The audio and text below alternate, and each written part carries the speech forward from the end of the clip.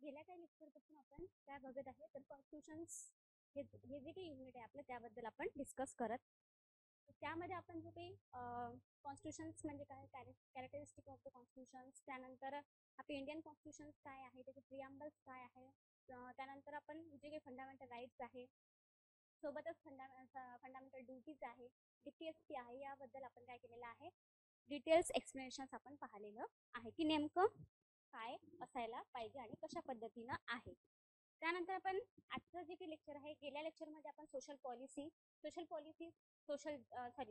म्हटल्यावर आपण social justice म्हणू शकतो. सोशल जस्टिस, गुड मॉर्निंग वर्षा मॅम.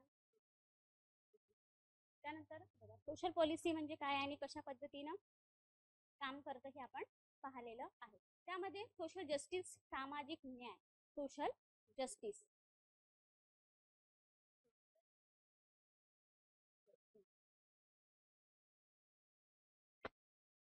सोशल जस्टिस म्हणजे काय, सामाजिक न्याय. सामाजिक न्याय म्हणजे काय होतं की जिथे डिस्क्रिमिनेशन होणार नाही. म्हणजेच बघा, डिस्क्रिमिनेशन, तर डिस्क्रिमिनेशन दोन लेवलवर होतं. जसं इंडिव्हिज्युअल लेवलवर डिस्क्रिमिनेशन होतं, इंडिव्हिज्युअल लेवलवर, आणि सोशल लेवलवर काय होतात, लेवलवर डिस्क्रिमिनेशन होतं. हे आपल्याला दोन पार्ट कशाचे पाहायला मिळतात. आपल्या जे आहे सामाजिक न्याय म्हणू शकतो आपण. तर सामाजिक न्याय म्हणजे काय होतं की जिथे अन्याय होणार नाही तिथे आपण काय करायचं आहे, आपल्याला ॲज अ सोशल वर्कर म्हणून काम करायचं आहे. आता जे काही आपण पाहणार आहे हे सोशल जस्टिस, सामाजिक न्याय म्हणजे त्याच्याबद्दल आपण सांगत असताना सुरुवातीला आपल्याला पाहावं लागेल की डिस्क्रिमिनेशन्स म्हणजे काय. तर जिथे भेदभाव नसणार तिथेच आपल्याला, जिथे भेदभाव असेल तिथे आपल्याला न्याय प्राप्त करून देणे, हेच काय आहे आपल्या सोशल वर्कचं एक इथिक, एक प्रिन्सिपल्स आपण म्हणू शकतो, किंवा ते आपलं एक काय आहे, वर्क आहे ॲज अ सोशल वर्कर म्हणून. आता इंडिव्हिज्युअल लेवलवर माहिती आहे आपल्याला की आपल्या घरी काय होतं, भेदभाव केला जातो. जसं मुलाला म्हटलं तर मग चांगली इन्स्टिट्यूशन्समध्ये किंवा एक प्रायव्हेट इन्स्टिट्यूशन्समध्ये, किंवा आणखी आपण म्हणू शकतो की जे काही एज्युकेशन्स आहे, इंजिनिअरिंग फील्ड आहे, डॉक्टर फील्ड आहे, किंवा इतरही जे काही आहे अशा फील्डमध्ये काय केलं जातं, त्या मुलाला चांगल्या संस्थेमध्ये जॉईन केल्या जाते किंवा ॲडमिशन्स करून दिल्या जाते. परंतु जर मुलगी असेल, आता हे सगळ्याच घरात होतं असं नाही आहे, याला काय आहे, हे अपवाद आहे. पण आपण डिस्क्रिमिनेशन पाहत असताना इंडिव्हिज्युअल लेवलवर कशा पद्धतीनं डिस्क्रिमिनेशन होतं हे आपण पाहत आहे. त्यामध्ये आपण सांगू शकतो की मुलगी आहे तर मुलीला कुठेतरी, आता आर्ट वगैरे म्हटलं तर आपण असं म्हणू शकणार नाही की ते एक म्हणजे लो लेवलचं एज्युकेशन आहे. पण लो लेवलचं एज्युकेशन असून असं म्हणणार नाही, कारण त्यातूनही सुद्धा आय एस सारखे व्यक्ती सुद्धा काय होतात, बी ए बॅकग्राऊंडचेच लोक होताना आपण पाहतो. आता बघा, मग अशा वेळेस काय केलं जातं, कुठेतरी कमी खर्च लागल्या जातात, कुठेतरी पैसे भरण्याचं काम पडत नाही. अशा ठिकाणी मुलींची ऍडमिशन करून तिला काय केलं जातं, तिचं एज्युकेशन केलं जातं, किंवा कधी कधी तर तिचं एज्युकेशन थांबवलं सुद्धा जातं, कारण मुलगी आहे म्हणून. कारण की काय झालं, एक लिंगाच्या आधारावर भेदभाव झाला. त्यानंतर घरामध्ये आपल्याला तुम्ही पाहत असेल नेहमीच की आई असतं, आणि आई नेहमीच काय करतं, सगळ्यांच्या मागून जेवण करतं, बरोबर. आणि बाबा किंवा घरातील जे वडीलधारी व्यक्ती आहे, किंवा आपण म्हणू शकतो की मुलगा आहे, ते काय करतात की सुरुवातीला जेवण करून जे गरम गरम जेवण आहे ते जेवण करतात, आणि जे काही मग शेवटी सुरलेलं जे काही आहे, किंवा रात्रीचं जेवण आहे, अशा वेळेस आईला ते काय करावं लागतं, जेवण करावं लागतं. म्हणजे अशी पण सिच्युएशन काय होऊ शकतं, क्रिएट होऊ शकतं. म्हणून हे काय झालं, हा पण एक लिंगाच्या आधारावर किंवा एक याच्या आधारावर भेदभाव होत असल्याचं आपल्याला पाहायला मिळतं. सोबतच आपण हे पण सांगू शकतो की बघा, जे काही सोशल जे काही डिस्क्रिमिनेशन्स आहे, त्याआधी आपण जे काही इंडिव्हिज्युअल डिस्क्रिमिनेशन्स पाहत आहे, त्या तिथे आपण पाहू शकतो की बघा, कधी कधी काय होतं की आता प्रत्येक मुलगा मुलगी असल्याच्या नंतर घरी सुरुवातीला एक मुलाचा जन्म झालेला आहे, त्यानंतर मग मुलीचा जन्म झालेला आहे. आई वडिलांकडून म्हणजे जाणीवपूर्वक दुर्लक्ष होत नाही, पण अजाणतेपणे काय होतं की ठीक आहे, पहिलं जे काही बाळ आहे त्याच्याकडे सुरुवातीला लक्ष दिलं जातं, पण कालांतराने मोठं झाल्याच्या नंतर जे काही दुसरं बाळ झालेलं आहे त्या बाळाकडे आपल्याला काय करावं लागतं, त्याची काळजी घ्यावी लागतं. मग अशा वेळेस पहिल्या बाळाला काय वाटतं की माझ्या आई वडील माझ्याकडे काय करत नाही, लक्ष देत नाही, आमच्या दोघांमध्ये काय करतात, भेदभाव करतात, त्याला जास्त चांगल्या पद्धतीनं ट्रीटमेंट करतात, आणि मला काय करतात, मला इग्नोर करतात. अशा पद्धतीचं काय होतं, व्यक्तीला एक जलस किंवा पद्धतीचं डिस्क्रिमिनेशन झाल्याचं तिथं वाटायला लागतं. यालाच आपण काय म्हणू शकतो, इथे आपण याला डिस्क्रिमिनेशन झाल्यासारखं असं म्हणू शकतो. मग हे काय झालं, इंडिव्हिज्युअल लेवलवर डिस्क्रिमिनेशन झालं. प्रत्येकाच्या इंडिव्हिज्युअल लेवलवर प्रत्येक घरामध्ये वर्णाच्या आधारावर होतं, वर्णाच्या आधारावर पण होत असतं. कधी कधी काय होतं की म्हणजे ते एक हिडन स्वरूपात असतं. आपल्या आजीला, आपल्या आईला जर वर्ण जर गोरा असेल तर त्यांना आईला म्हटल्यापेक्षा आपण आजीला किंवा इतरही काही आपल्या रिलेटिव्ह मध्ये पण आपल्याला पाहायला मिळतं की गोऱ्या वर्णाचं असेल तर मग चांगल्या पद्धतीचे ट्रीटमेंट केलं जातं. एखादं स्थळ पाहायला आल्याच्या नंतर पण गोऱ्या मुलीला लवकरात लवकर काय होतं की तिचा लवकरात लवकर विवाह केला जातं. परंतु एखादी सावळी मुलगी असेल तर अशा वेळेस तिच्या वर्णाच्या आधारावर भेदभाव करून तिला विवाह जोडण्यामध्ये सुद्धा काय होऊ शकतं, म्हणजे लेट होऊ शकतं. अशा पद्धतीचं आपल्याला इंडिव्हिज्युअल लेवलवर काय पाहायला मिळतं, डिस्क्रिमिनेशन पाहायला मिळतं. त्यानंतर आपण सांगू शकतो की सोशल लेवलवर डिस्क्रिमिनेशन कशा पद्धतीचं असतं. मग आता हे जे काही डिस्क्रिमिनेशन आहे आपण गेल्या अनेक लेक्चरपासून काय करत आहे, डिस्कस करत आहे की बघा, जसं की डॉक्टर बाबासाहेब आंबेडकर यांना असं वाटलं की समाजामध्ये विशिष्ट अशा वंचित घटकाला काय केलं जात आहे, भेदभाव केला जात आहे. ज्याला आपण दलित म्हणतो, ज्याला आपण शूद्र म्हटलं जातं, ज्याला आपण म्हणजे जे काही हेरारकीनुसार ठरलेलं ब्राह्मण, क्षत्रिय, वैश्य आणि जे काही शूद्र आहे, वरील तिन्ही लोकांची सेवा करण्याचं काम करण्याचं होतं ते शूद्र लोकांचं होतं. मग यांच्यावर काय झालेलं आहे, पूर्वीपासूनच शोषण झालेलं आहे. त्यानंतर आपण सांगू शकतो की महिला आहे, बालक आहे, थर्ड जेंडर्स आहे, वृद्ध आहे, हे काय आहे पूर्वीपासून एक मागासलेले घटक म्हणून कन्सिडर केल्या जातं. नेहमी त्यांच्यावर काय होतं, एक्सप्लॉयटेशन होत असल्याचं आपल्याला पाहायला मिळतं. नेहमी अन्यायाची जेव्हा आपल्याला, मग या लोकांना अन्यायाची जाणीव करून देणं आणि त्यांना न्याय प्राप्त करून देणं हे आपल्याला ॲज अ सोशल वर्कर म्हणून आपल्याला काय होतं, चांगल्या पद्धतीने आपल्याला रोल प्ले करता येतं.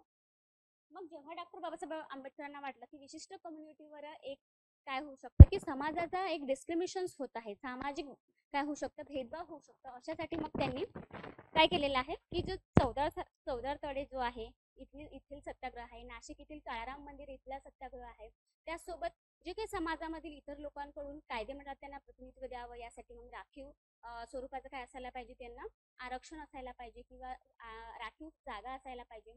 म्हणजे त्यांनी असं सांगितलं होतं की तुम्हाला जर राजकारणामध्ये किंवा समाजामध्ये जर राहायचं असेल तर तुम्हाला काय करावं, राज्यकर्ते जमात बनावी लागेल. यासाठी मग त्यांनी अनेक काय केलेले आहे, कार्य केले आहे. साऊथ बोरो कमिटी समोर त्यांनी किंवा असो किंवा सायमन कमिशन समोर त्यांनी अहवाल सादर केलेला आहे की आम्हाला कुठेतरी कायदे द्यावं, न्याय द्यावा. म्हणजेच न्यायाची जेव्हा आपण एखादी पार्श्वभूमी पाहतो तर तेव्हा आपल्याला पाहता येतं की पूर्वीपासून न्यायासाठी आपण काय करत आहे, झगडत आलेलं आपल्याला पाहायला मिळतं. अशासाठी जे आपण म्हणू शकतो की हे जे काही सोशल डिस्क्रिमिनेशन आहे याचे वेगवेगळे डायमेन्शन्स आहेत. जसं आपण म्हणू शकतो की इकॉनॉमिकल डायमेन्शन्स आहे, त्यानंतर आपण सांगू शकतो की सोशली डायमेन्शन्स आहे, त्यानंतर अशी काही वेगवेगळे काय आपल्याला डायमेन्शन्स पाहायला मिळतं की आर्थिक जे काही म्हणू शकतो आपण इकॉनॉमिकल डिस्क्रिमिनेशन. तर ठीक आहे, गावामध्ये तुम्हाला ही हेरारकी पाहायला मिळतं की ज्यांच्याकडे, ज्याला आपण इलाइट थेअरी पण म्हणत असतो. इलाइट म्हणजे काय होतं की उच्चभ्रू लोक, ज्यांच्याकडे जास्त संपत्ती आहे त्या लोकांना काय केलं जातं, त्या लोकांना चांगल्या पद्धतीची गावात ट्रीटमेंट दिलं जातं. ते जे म्हणतील तेच काय असतं, पूर्व दिशा असतात. आता सुरुवातीपासून तुम्ही पाहत आले असेल गावामध्ये पाटील असो, कुलकर्णी असो, असे काही जे उच्च पदस्थ व्यक्ती होते त्यांच्याच म्हणण्यानुसार, त्यांच्याच ह्याच्यानुसार गावाचा काय करतं, गावगाडा चालत असतं. म्हणजे जेही निर्णय घ्यायचे, इव्हन न्यायपंचायत जे असतात ना, म्हणजेच जे काही दोन म्हणजे म्हणू शकतो आपण पती पत्नी आहे यांच्यामध्ये जर काही वादविवाद झाला तर इव्हन घटस्फोट म्हणू शकतो आपण, त्याला काडीमोड म्हणू शकतो, हे देण्याचा सुद्धा अधिकार गावामध्ये असणारी जे न्यायपंचायत आहे, न्यायपंचायत मध्ये असणार कोण, तर मग ते उच्चभ्रू लोक, ज्यांच्याकडे काय आहे, ज्याला आपण म्हणू शकतो की 10-10, 15-15 एकर म्हटलं, असं आपण म्हणू शकतो की एवढी काय आहे त्यांच्याकडे जमीन आहे, किंवा 100-100 एकर सुद्धा काय असायची पूर्वी जमीन असायची. अशा पद्धतीचं आपल्याला काय मिळतं, तर डिस्क्रिमिनेशन पाहायला मिळतं. हे डिस्क्रिमिनेशन आपल्याला दूर करायचं असेल तर मग आपण काय केलेलं आहे, सोशल जस्टिस आणणं काय आहे, इम्पॉर्टंट आहे. आणि आपण सोशल जस्टिस जे काही आणण्याचा प्रयत्न केलेला आहे हे आपण तर केलाच आहे, परंतु जी काही आपली कॉन्स्टिट्यूशन्स आहे या कॉन्स्टिट्यूशन्स मध्ये आपण जे काही आता याच्यापूर्वी आपण ज्या काही बाबी पाहिलेल्या आहे, जे आहे DPSP आहे, त्यानंतर फंडामेंटल राईट्स आहे, या आधारे काय केलं जातं, आपल्याला सोशल जस्टिस प्रोव्हाइड केल्या जातात. सोबतच आपण सांगू शकतो की जे पॉलिसी आहे, वेगवेगळ्या पॉलिसी रन करून सुद्धा कम्युनिटीमध्ये आपल्याला डिस्क्रिमिनेशन काय करता येतं, नष्ट करता येतं किंवा काढून टाकता येतं. त्यानंतर लॉ पण काय करतात, एक लॉ अँड ऑर्डर मेंटेन केला जातो, की समाजातील लोक एखाद्या रूढी प्रथा परंपराला तर मानतातच, पण एक धर्माचा आधार घेऊन सुद्धा ते काय करतात, मानतातच. पण कदाचित काही लोक जर ऐकत नसेल तर अशा वेळेस आपण लॉ म्हणजेच कायद्याचा आधार घेऊन सुद्धा लोकांमध्ये जे काही भेदभाव केला जातो ते भेदभावाला कुठेतरी आळा आणल्या जातो. आता याला आपण एक्झाम्पल काय म्हणू शकतो, की जे आर्टिकल नंबर 17 काय सांगितलेलं आहे, आर्टिकल नंबर 17 सांगितलेलं आहे अस्पृश्यतेचं निर्मूलन. पण समाजामध्ये काही लोक आजही आपल्याला काय दिसतं, अस्पृश्यता पाळताना दिसतात, बरोबर आहे. मग अशा वेळेस आपल्याला त्यांना वचक जर द्यायची असेल तर आपल्याला काय वेगवेगळे कायदे आलेले आहेत. त्यामध्ये अस्पृश्यता निर्मूलन कायदा आहे 1955चा. त्यानंतर मग 1976 मध्ये त्यामध्ये आपण काय केलेले आहे, दुरुस्ती केलेली आहे. आणि आता सद्यस्थितीत जो ॲट्रॉसिटी ऍक्ट आहे तो 1989चा आहे. म्हणजेच काय केलेलं आहे, की ठीक आहे, लोक सर्वसामान्यपणे लोक ऐकणार नाही. कॉन्स्टिट्यूशन मध्ये जरीही दिलेलं असेल की ठीक आहे, कोणावर जर भेदभाव झाला असेल तर त्या व्यक्तीबद्दल आपण काय करायला पाहिजे, अस्पृश्यता ही आता कायद्याने नष्ट करायला पाहिजे, पण लोक ऐकतीलच असं नाही. अशा वेळेस जर ज्या व्यक्तीवर अन्याय झालेला आहे त्या व्यक्तीला जर त्याची ठेच पोहोचलेली आहे, त्या व्यक्तीच्या प्रतिष्ठा, त्या व्यक्तीचा सन्मान न करता त्या व्यक्तीला जर चुकीची वागणूक दिल्या जात असेल तर त्या व्यक्तीनं काय करायला पाहिजे, की या कायद्याचा आधार घेऊन आपल्याला सन्मान आणि प्रतिष्ठा प्राप्त करून घेण्याचा काय आहे त्या व्यक्तीला अधिकार दिलेला आहे. अशा पद्धतीचं हे आपल्याला काय आहे, डिस्क्रिमिनेशनचे 2 आपल्याला पार्ट पाहायला मिळतं. आणि हे काय त्याचे आधार आहे कशाचे, तर आपल्याला सोशल जस्टिस मिळून घ्यायचा असेल तर आपल्याला जे काही DPSP मध्ये सामाजिक न्याय प्राप्त करून देता येतं, फंडामेंटल राईट्स मध्ये सामाजिक न्याय प्राप्त करून देता येतं. विविध पॉलिसी आहे ज्यामध्ये आपण सांगू शकतो की बघा, त्यामध्ये आपण सांगू शकतो की युवकांबद्दल वेगवेगळ्या पॉलिसीज आहे, बरोबर आहे. सोबतच महिलांबद्दल वेगवेगळ्या पॉलिसी आहे, वृद्धांबद्दल वेगवेगळ्या पॉलिसी आहे, थर्ड जेंडर संदर्भात विविध पॉलिसी आहे. अलीकडच्या काळामध्ये आपल्याला माहिती येतं की दिव्यांग कल्याण मंत्रालय सुद्धा तयार झालेलं आहे. त्यांच्या संदर्भात वेगवेगळ्या काय आहे, पॉलिसीज आहे, की जेणेकरून समाजामध्ये असणारा जो काही मागास घटक आहे, जो पूर्वीपासून काय झालेला आहे त्यांच्यावर एक्सप्लॉयटेशन झालेलं आहे, त्या व्यक्तीला आपण भेदभावापासून दूर ठेवण्यासाठी आणि समाजाच्या प्रभावामध्ये आणण्यासाठी काय करत असतो, सोशल पॉलिसी आपण तयार करत असतो. सोबतच आपण जे काही मागास घटक आहे त्यांना आपण स्पेशल ट्रीटमेंट दिल्या जातं. जर आपण पाहिलं की आपली कॉन्स्टिट्यूशन काय आहे, तर लेंदी आहे. तर लेंदी असण्यामागचं कारण काय आहे, की ठीक आहे, सर्वसामान्य तर तरतुदी दिलेल्या आहेतच, परंतु त्याला एक्सेप्शन पण काय आहे, मोठ्या प्रमाणात दिलेलं आहे. जसं आपण पाहिलं की आर्टिकल नंबर 50 काय सांगतं, की ते सांगतं की जात, वर्ण, धर्म, लिंग या आधारावर काय करायचं नाही, भेदभाव करायचा नाही. हे गव्हर्नमेंटला पण लागू पडतं. एक म्हणजे सांगू शकतो आपण प्रायव्हेट जे काही लोक आहे, सर्वसामान्य जी जनता आहे त्यांना सुद्धा काय होतं, ही कलम नाही, हे काय आहे, अनुच्छेद लागू पडतं. मग आपण सांगू शकतो की त्याला एक्सेप्शन्स काय आहे, तर आर्टिकल नंबर 15(3) काय सांगतं, की महिलांना व बालकांना यासाठी आपण भेदभाव करू शकतो. त्यांच्यासाठी स्पेशल प्रोव्हिजन्स आपल्याला करता येईल, की कारण ते काय आहे, समाजातील मागास घटक आहे. 15(4) पण तेच सांगतं की ठीक आहे, समाजातील मागास घटक आहे, SC आहे, ST आहे, OBC आहे, यांना कुठेतरी शैक्षणिक दृष्ट्या प्रवाहात आणण्यासाठी, त्यांना नोकरीमध्ये कुठेतरी आरक्षण देण्यासाठी त्यांनाही काय करायचं आहे, आपल्याला समाजाच्या प्रवाहात आणायचं आहे. यासाठी काय आहे, आपल्याला तर माहिती आहे की मेन तर आर्टिकल दिलेले आहेतच, पण त्याला एक्सेप्शन सुद्धा काय आहे, मोठ्या प्रमाणात दिलेले आहे. म्हणून आपली काय आहे, कॉन्स्टिट्यूशन हे लेंदी स्वरूपाची आपल्याला पाहायला मिळतं. कारण एव्हरी आणि इच जे काही सिच्युएशन आहे ते सिच्युएशन डोळ्यासमोर ठेवून काय केलेली आहे, आपली कॉन्स्टिट्यूशन हे तयार केलेली आहे. ओके, हे झालं आपलं डिस्क्रिमिनेशन बद्दल महत्त्वाचा. आता आपण जे सोशल जस्टिस बद्दल मागच्या लेक्चरला आपण सुरू केले आहे, हे जे काही छोटे छोटे पार्ट्स आहेत ते आपल्याला आपण इथं डिस्कस केलेले आहे. आता सोशल जस्टिस हे जे पाहत असताना आपण आणखी इथे सांगू शकतो, यामध्ये सोशल जस्टिस प्राप्त करून देण्यासाठी सोशल वर्कर म्हणून काम करत असताना एक लिडरशिपचा पण रोल काय असतं, महत्त्वपूर्ण ठरतं. ते रोल सुद्धा आपण एक PPTच्या आधारे काय करूया, डिस्कस करूया. तत्पूर्वी आपण जे काही याचं जे काही फीचर्स राहिलेले आहेत ते फीचर्स पण काय करूया, डिस्कस करूया.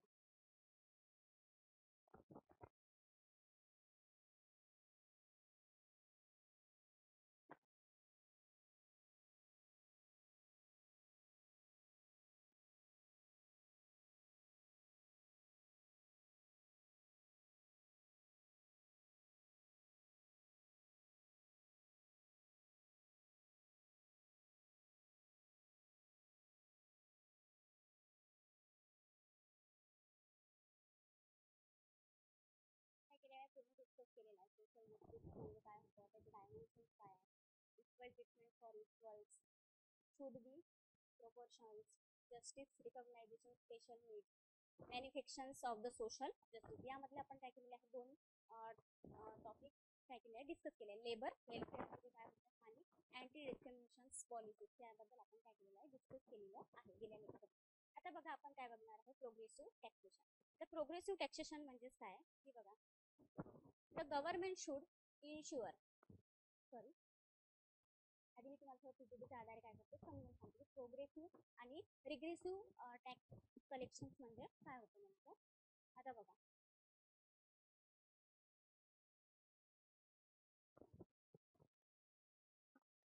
त्यालाच आपण मराठीमध्ये म्हणू शकतो प्रगतिशील कर. तर प्रगतिशील कर म्हणजे आणि एक आहे प्रतिगामी स्वरूपाचा कर. प्रतिगामी प्रगतिशील कर म्हणजे समाजामध्ये असणाऱ्या जो काही डायरेक्ट टॅक्स आहे ज्यालाच आपण काय म्हणतो असतो डायरेक्ट टॅक्स प्रत्यक्ष कर.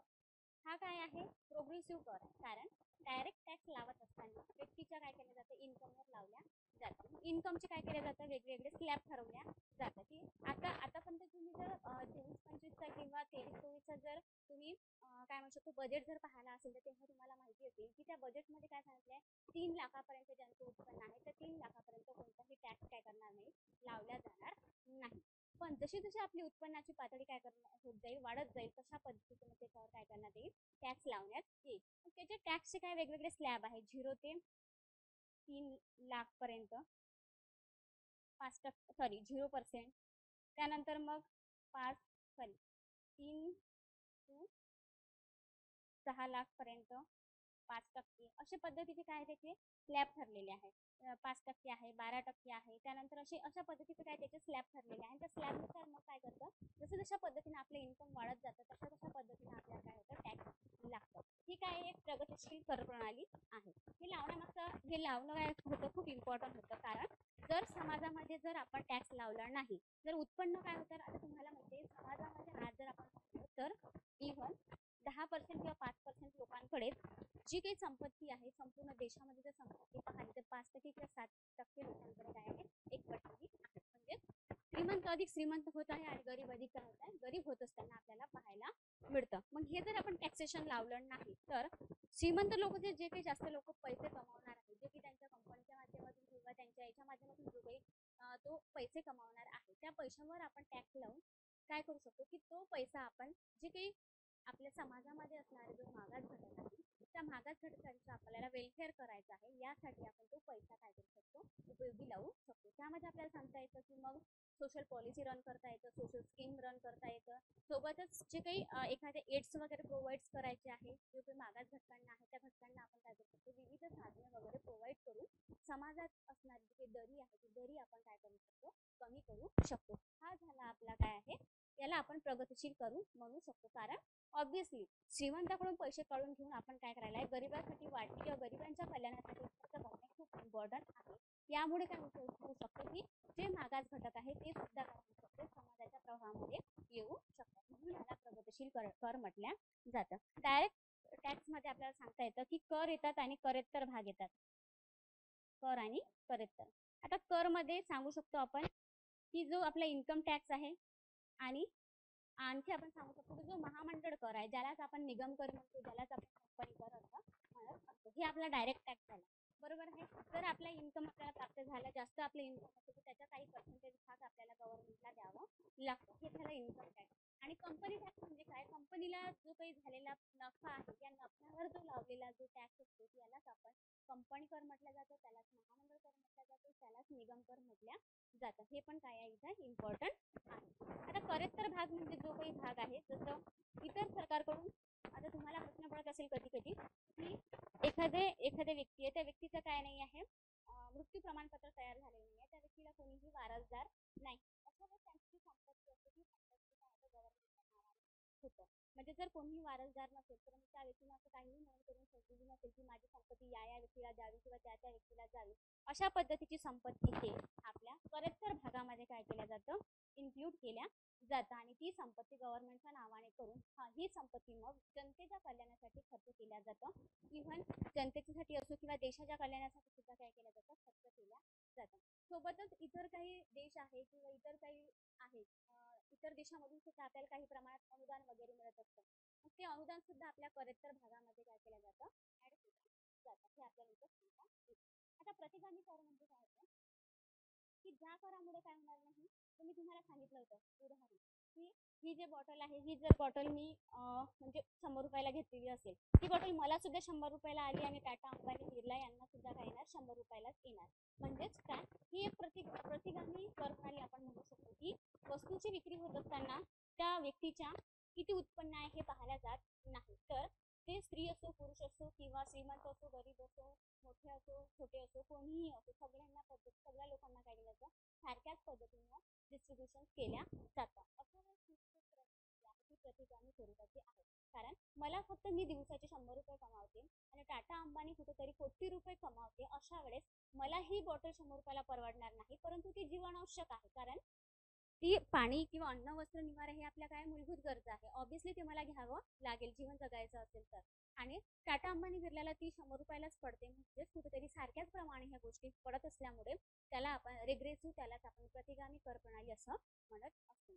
जर आपल्याला सोशल पॉलिसी किंवा सोशल जस्टिस आपल्याला काय करावं लागतं, समाजामध्ये प्रस्थापित करायचं असेल तर मग स्पेशल प्रोव्हिजन्स करून आपल्याला समाजातील लोकांना काय करता येतं, समाजाच्या प्रवाहामध्ये आणता येतं. हे आपल्याला इथं महत्त्वपूर्ण ठरतं. आता त्यानंतर बघा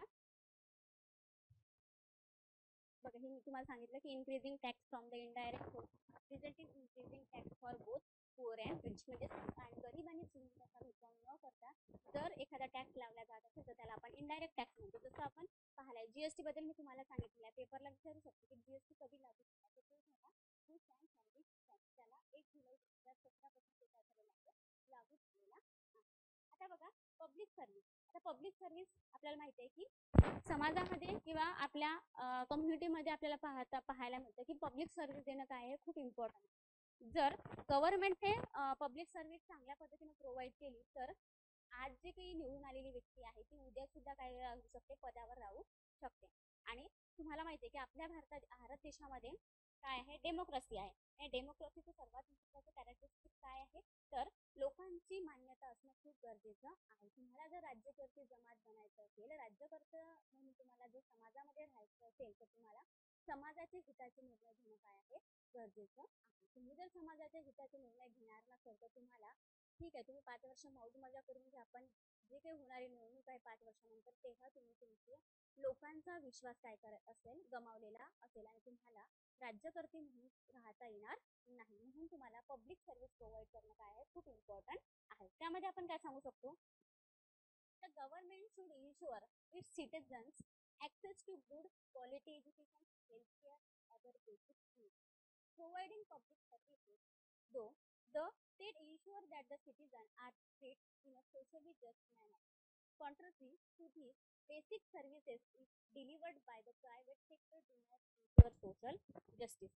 आता तुम्हाला माहिती आहे की आपल्या इथं गव्हर्नमेंटचं काम आहे. सुरुवातीला जेव्हा आपण सुरुवातच आपल्या भारत देशामध्ये आपली झाली, जेव्हा आपलं काय झालं, आपल्याला स्वातंत्र्य मिळाल्याच्या नंतर आपण कोणतीही अर्थव्यवस्था न स्वीकारता आपण भांडवलची अर्थव्यवस्था स्वीकारली नाही, आपण ओपन इकॉनॉमी पण सुद्धा स्वीकारलेली नाही, तर आपण समाजवादी अर्थव्यवस्था आपण स्वीकारली. सुरुवातीला ठीक आहे, आपण जेव्हा 1948 आपलं काय झालं, एक पॉलिसी तयार झाली, त्या पॉलिसीमध्ये आपण काय केलं की मिश्र अवस्था आपण स्वीकारली, की ठीक आहे 51% गव्हर्नमेंटचा काय राहील, त्यामध्ये वाटा राहील आणि जो काही 49% वाटा आहे तो भांडवलशाही गटाचा राहील. बरोबर, कारण समाजामध्ये सुरुवातीलाच आपल्याला सांगता येतं की भारत देश तेवढा परिपक्व झालेला नव्हता. म्हणजे ऑब्व्हियसली आपण काय झालं तर स्वतंत्र झालेलं होतं, मोठ्या प्रमाणात जीवितहानी, मोठ्या प्रमाणात नुकसानी झालेली होती आणि या क्रायसिस मधून आपल्याला बाहेर निघायचं असेल तर आपल्याला भांडवलशाही गटाचं, त्यालाच आपण फेजर लेझर असं सुद्धा म्हणत असतो, ह्या लोकांचं आपल्याला काय घेणं होतं, सपोर्ट घेणं इम्पॉर्टंट होतं. आणि त्या मिश्र गटामध्ये काय होतं की ठीक आहे जनतेचं कल्याण तर केलं जातच, पण कुठेतरी भांडवलशाही लोकांना पण प्रायोरिटी तिथे द्यावी लागतं. म्हणजे भांडवलशाही लोक म्हणजे काय, जे उच्चभ्रू लोक आहे, ज्यांच्या मोठ्या मोठ्या कंपनी आहे, ज्यांचे मोठे मोठे बिझनेस आहे, अशा लोकांना पण काय द्यायला लागतं, प्रायोरिटी द्यावी लागतं. पण जशा पद्धतीने आपण 1956ला काय केलेलं आहे, आपलं जे सेकंड इंडस्ट्रियल पॉलिसी आपण आणली, त्यामध्ये आपण समाजवादी अर्थव्यवस्था आपण स्वीकारलेली आहे. की समाजवादी अर्थव्यवस्थेमध्ये काय असतं की जेणेकरून जनतेच्याच हिताचे तिथे निर्णय घेतल्या जातात. आता जनतेच्या हिताचे निर्णय म्हणजे काय की ऑब्व्हियसली लोकांना जगण्यासाठी ज्या गोष्टी लागतात, जे त्यांच्या नीड्स आहेत, ज्याला आपण अन्न, वस्त्र, निवारा, शिक्षण, आरोग्य ह्या जे काही बाबी म्हणत असतो, त्या गोष्टी त्यांना पूर्ण करण्यासाठी, ते करण्यासाठी, त्यांचं वेलफेअर करण्यासाठी, त्यांच्या नीड्स फुलफिलमेंट करण्यासाठी आपल्याला गव्हर्नमेंट काय करतं, जी काही पॉलिसीज आहेत ते रन करतात, वेगवेगळ्या स्कीम रन करतात आणि एकंदरीत समाजामध्ये त्या व्यक्तीला, मागास घटकाला समाजाच्या प्रवाहात आणण्यासाठी गव्हर्नमेंटचा काय असतो, खूप मोठा रोल प्ले करतात. तर पब्लिक सर्व्हिस प्रोव्हाइड करत असताना नॉन गव्हर्नमेंट ऑर्गनायझेशन सुद्धा काय करतात, महत्त्वाचा रोल प्ले करतात. कारण ऑब्व्हियसली गव्हर्नमेंटकडून सगळ्याच बाबी प्रत्येक व्यक्तीकडे प्रोव्हाइड करता येणं पॉसिबल नाही. कारण आता जर सद्यस्थितीत पाहिलं आपण 2000 11ची जनगणना झाली, त्या जनगणनेपासून आपल्याला 121 कोटी जनता आपल्या भारताची होती. पण सद्यस्थितीने जर आपण आकडा पाहिला तर आपल्याला पाहायला मिळतं की 141 काय झालेली आहे, कोटी आपली भारतीय जनता झालेली आहे. प्रत्येक जनतेपर्यंत काय सर्व्हिस प्रोव्हाइड करणं पॉसिबल नाही गव्हर्नमेंटला. यासाठी कोणाची तरी हेल्प घ्यावी लागतं. अशा वेळेस मग गव्हर्नमेंट काय करतं की वेगवेगळ्या काय आहे, समाजामध्ये वेगवेगळे एनजीओज आहे, ज्यालाच आपण नॉन गव्हर्नमेंट ऑर्गनायझेशन म्हणतो, ज्यालाच आपण नॉन प्रॉफिटिंग ऑर्गनायझेशन म्हणत असतो. मग ह्या काय करतात की समाजातील जे काही दुर्बल,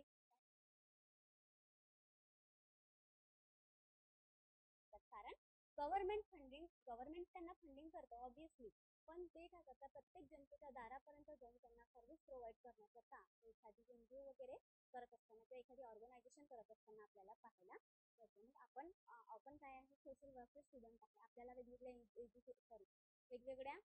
काय म्हणू शकतो आपण, एनजीओ बद्दल माहितीच आहे. कारण वेगवेगळे एज्युकेशन प्रोव्हाइड करण्यासाठी आहे, हेल्थ केअर संदर्भात वेगवेगळ्या संस्था काय करतात, प्रोव्हाइड करतात. आता अलीकडच्या काळामध्ये तुम्हाला माहित असेल, आता 3-4 दिवसाच्या आधीची न्यूज आहे, गडचिरोलीमध्ये सर्च संस्था आहे, तिथले जे आहे बाबा आमटे आणि जी ती साधना आमटे वगैरे आहे, सोबतच आहे, त्यांना एक गोल्डन ग्लोब पुरस्कार प्राप्त झालेला आहे. कारण त्यांचं काम काय आहे, मोठ्या प्रमाणात आहे.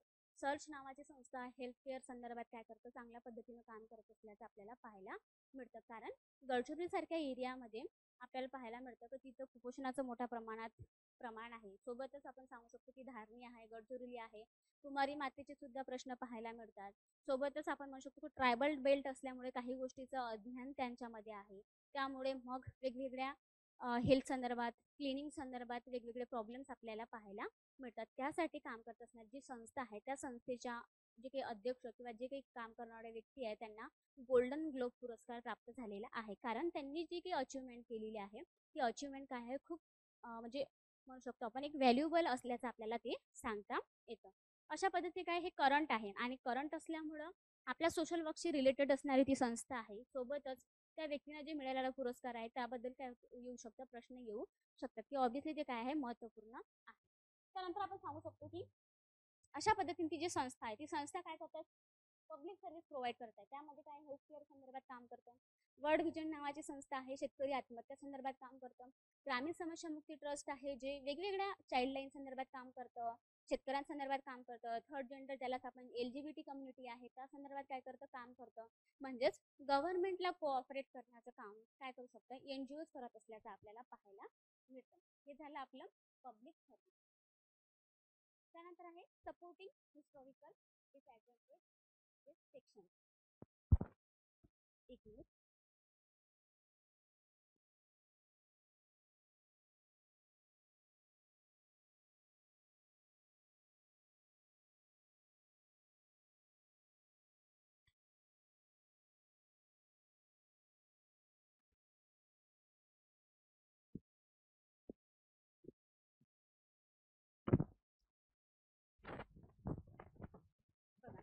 Supporting historical disadvantages. The member of the marginalized group of society must be brought to the mainstream of the society.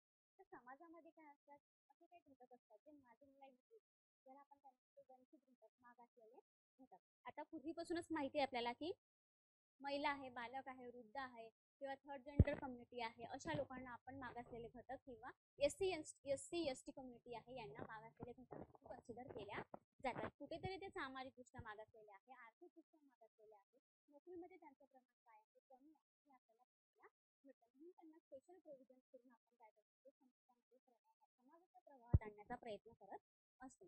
आता त्यामध्ये the state provides opportunities for the upliftment of this section.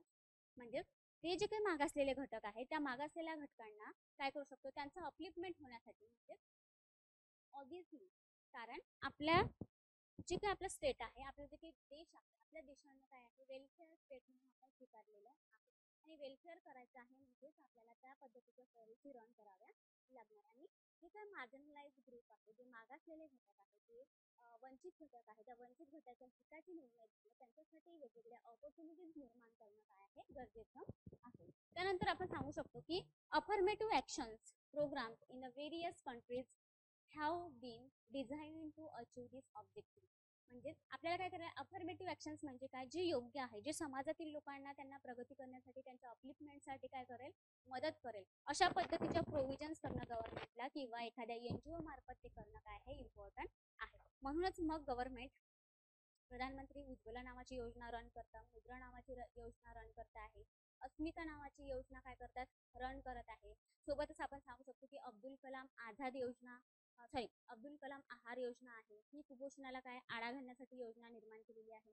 आता अलीकडच्या काळामध्ये रन झालेली जी लाडकी बहीण योजना आहे ती ठीक आहे, समाजातील जी महिला आहे, मागास आहे, त्यांना त्यांच्या म्हणजेच मूलभूत गरजा पूर्ण करता यावा यासाठी मग लाडकी बहीण सारखी योजना काय केल्या जातं, रन केल्या जातात. हे काय आहे गव्हर्नमेंट थ्रू केलेल्या विविध उपाययोजना आहेत की समाजातील लोकांना काय करायचं आहे, अपलिफ्टमेंट करायचं आहे. जी विशिष्ट एक काय ठरलेली आहे, एक लाईन ठरलेली आहे, त्या लाईनमध्ये काय सांगितलेलं आहे, म्हणजेच ठीक आहे विशिष्ट तुमची जर मूलभूत गरजा पूर्ण होत असेल तर तुम्ही काय आहे एपीएल आहे, above below poverty, above APL म्हणजेच अबव पॉवर्टी लाईन, आणि बीपीएल म्हणजे तुम्ही विशिष्ट असं तुमच्या मूलभूत गरजा पूर्ण होत नसेल तर तुम्ही काय आहे बिलो पॉवर्टी लेवल आहे. बिलो पॉवर्टी लेवल असताना मग गव्हर्नमेंट काय करतं की त्यांना हेल्थ संदर्भात विविध काय करतात प्रोव्हाइड करतात, की आयुष्यमान भारत योजना आहे ज्याला आपण आभा म्हणत असतो, महात्मा ज्योतिबा फुले जन आरोग्य योजना आहे ज्याचं आधीचे नाव काय होतं राजीव गांधी जन आरोग्य योजना होतं. अशा सुविधा त्यांना प्रोव्हाइड केल्या जातात. सोबतच आपल्याला सांगता येतं की आरोग्य संदर्भात झाल्यानंतर एज्युकेशन संदर्भात त्यांना प्रोव्हाइड केलं जातं की ठीक आहे मुलींना फ्रीमध्ये बस अवेलेबल करून देणं, स्कॉलरशिप उपलब्ध करून देणं, त्यानंतर मध्यान्ह आहार भोजनाची सुविधा उपलब्ध करून देणं. सोबतच आपण सांगू शकतो की सर्व शिक्षा अभियान ही योजना राबवणं, प्रत्येकाच्या घरापर्यंत काय झालं पाहिजे एज्युकेशन प्रोव्हाइड झालं पाहिजे, त्यासाठी प्रायमरी एज्युकेशन देणं सक्तीचं आणि मोफत करणं हे पण काय होतं इम्पॉर्टंट होतं. असे वेगवेगळे पावलं जे आहे हे गव्हर्नमेंट घेत असल्याचं आपल्याला पाहायला मिळतं. आता तुम्हाला माहिती आहे की वेगवेगळ्या एनजीओज आहेत ते वेगवेगळ्या नावाचे प्रोग्राम रन करत आहेत. प्रगती नावाचा प्रोग्राम आहे, सक्षम नावाचा प्रोग्राम आहे, प्रथम नावाची एक संस्था आहे. प्रथम नावाची संस्था सुद्धा एज्युकेशनमध्ये लोकांचा किंवा बालकांचा कशा पद्धतीचा परफॉर्मन्स आहे यावर फोकस करत असल्याचं आपल्याला पाहायला मिळतं. प्रथम नावाची इन्स्टिट्यूशन्स आहे जी एनजीओज आहेत, त्या एनजीओ काय आहे गेल्या म्हणजेच मला वाटतं 2023 की 22च्या एक्झामला प्रश्न आहे ते तुम्ही त्या प्रथम नावाच्या संस्थेबद्दल काय करा डिटेल्स बघून जा की नेमकं सेट आणि नेटच्या दोन्ही एक्झामला त्यावर प्रश्न अपेक्षित असतं. कारण ते समाजामध्ये असणारी जी काही बालकांचं आहे म्हणजेच पहिलीपासून तर आपण म्हणू शकतो की 10वी पर्यंत एज्युकेशनमध्ये कशा पद्धतीचं गळतीचं प्रमाण काय आहे, लोकांचं इनरोलमेंट होते किंवा नाही, बालकांचं इनरोलमेंट होते किंवा नाही आहे, त्यामध्ये मुलींचं प्रमाण कशा पद्धतीचं आहे, मुलांचं प्रमाण कशा पद्धतीचं आहे, यावर काय करतात की संस्था काय करतात रिपोर्ट काढत असतात आणि त्या रिपोर्टचा आधार घेऊन मग आपल्या सेटनेटच्या एक्झामला काय केलं जातं क्वेश्चन विचारल्या जातात. हे आपल्याला माहिती असणं गरजेचं आहे. ओके, त्यानंतर आपण बघूया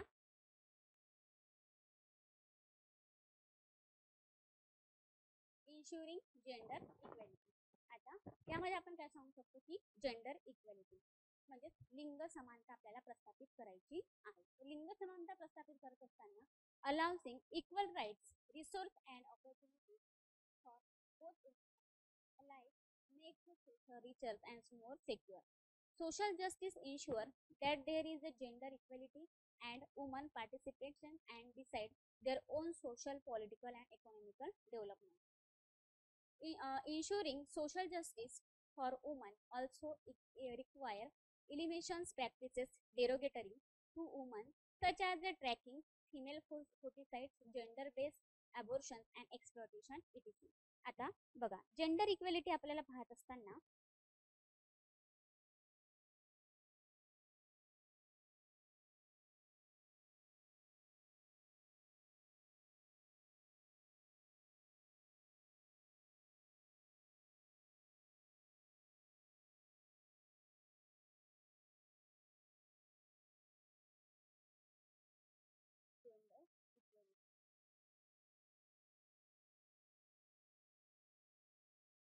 आता वेगवेगळे काय आहे डायमेन्शन्स आहे. आजच्या स्थितीमध्ये जर आपण पाहायला गेलं तर जेंडर इक्वेलिटी आपल्याला वेगवेगळ्या माध्यमातून काय करता येतं, प्रोव्हाइड करता येतं. ज्यामध्ये इकॉनॉमिकली आहे, सोशली आहे, त्यानंतर एज्युकेशन आहे. ठीक आहे, याचे वेगवेगळे डायमेन्शन्स आपल्याला पाहायला मिळतात. आता बघा, हे जे डायमेन्शन्स पाहत असताना इकॉनॉमिकल आहे, सोशल आहे आणि एज्युकेशन आहे. आज स्त्री आणि पुरुष असा कोणताही भेदभाव केला जात नाही, असं आपण काय म्हणू शकतो, प्रायमरी लेवलवर म्हणू शकतो. इनडायरेक्टली हिडन स्वरूपात काही स्वरूपात काय होत आहे, स्त्री आणि पुरुष असा भेदभाव होत असताना, लिंगाच्या आधारित भेदभाव होत असताना आपल्याला पाहायला मिळतं. पण आपण पूर्वीच्या तुलनेमध्ये जर आजचा विचार केला, आता एखादा आपण स्टडी करत असताना, आपण अभ्यास करताना असताना तेच सांगू शकतो की पूर्वीच्या तुलनेमध्ये आजची सिच्युएशन कशा पद्धतीची आहे हे इम्पॉर्टंट ठरतं. त्यालाच आपण सोशल चेंज म्हणू शकतो, त्यालाच आपण सोशल सामाजिक परिवर्तन सुद्धा म्हणू शकतो. की ठीक आहे ना, 1948 ला कुठेतरी मुलींना बाहेर एज्युकेशन घेण्यासाठी सुद्धा बाहेर जाता येत, त्यांना समाजाच्या किंवा त्यांना घराच्या बाहेर जाणं किंवा त्यांनी एज्युकेशन घेण्यासाठी कुठेतरी पुढे जाऊन म्हणजे असे अनेक जे काही म्हणू शकतो आपण, जे अनेक विचारांचे लोक होते, म्हणजे त्याला आपण सनातनी विचारसरणीच्या लोकांनी अशा वाईट काय म्हणू शकतो आपण, वाईट म्हणजे एक स्वतःचा प्रभुत्व निर्माण करण्यासाठी स्त्रियांनी कुठेतरी एज्युकेशन घेतलं नाही पाहिजे, यासाठी ते काम करत होते असं आपल्याला पाहायला मिळतं. पण पूर्वीच्या 1848 चे सिच्युएशन पाहिले, त्या तुलनेमध्ये जर आजची सिच्युएशन आपण लक्षात घेतली तर आपल्याला पाहायला मिळतं असं एकही सेक्टरमध्ये महिलांचा सहभाग नाही. एव्हरी आणि इच जे काही सेक्टर आहे त्या सेक्टरमध्ये महिला काय आहे, सहभागी आहे.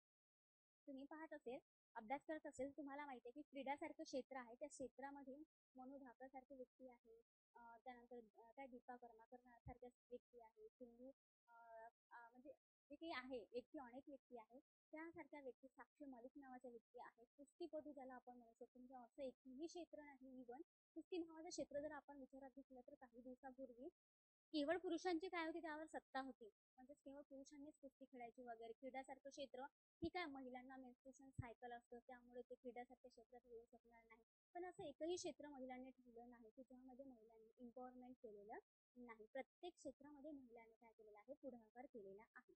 मान्य आहे, प्रत्येकच महिला तिथपर्यंत पोहोचल्या नाही, परंतु येणारा 10-20 वर्षाचा काळ आहे किंवा येणारं शतक आहे ते महिला प्रत्येक क्षेत्रामध्ये आणि त्यातही त्यांचे जे अनेक संख्येनं ते काय येऊ शकतात, समोर येऊ शकतात. बोला ना प्रियंका, मॅसेज टाईप करा. तुम्ही हँड रेस केला आहे, आवाज येत नाही का?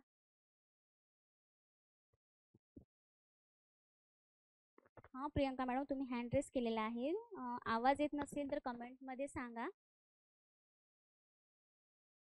की चुकून झालेला आहे.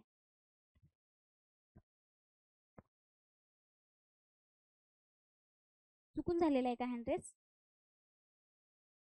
आवाज येतोय ना? चुकून झालेला असेल, बघू. म्हणजे असं एकही क्षेत्र नाही ज्यामध्ये एम्पॉवर केलेलं नाही.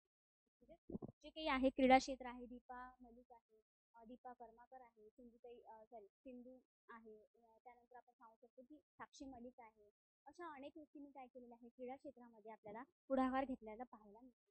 अलीकडच्या काळामध्ये तुम्ही पाहिलं तर सुरेखा यादव नावाची जी महिला आहे, ज्यांनी काय केलेली आहे, निवृत्ती घेतली आहे. कशामधून तर ती पहिली ट्रेन चालक आहे, बरोबर आहे, जी एवढी मोठी ट्रेन चालवणं पॉसिबल नाही. आपल्याला साधी सायकल जरी चालवायची असेल तर आपण किती मोठा काय करतो विचार करतो.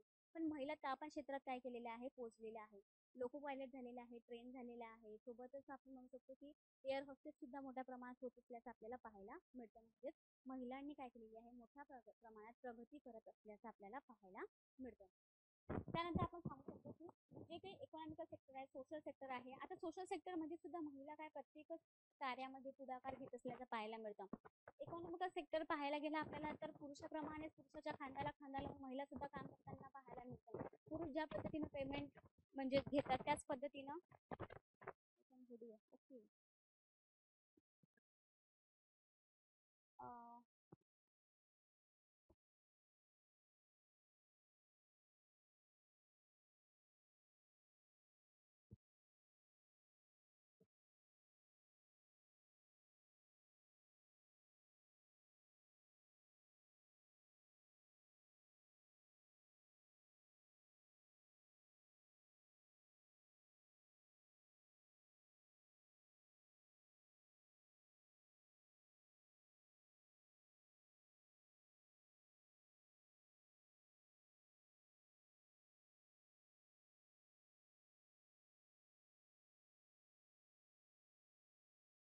असं एकही क्षेत्र नाही. सोशल सेक्टर असो किंवा इकॉनॉमिक सेक्टर असो किंवा मग एज्युकेशनल सेक्टर असो.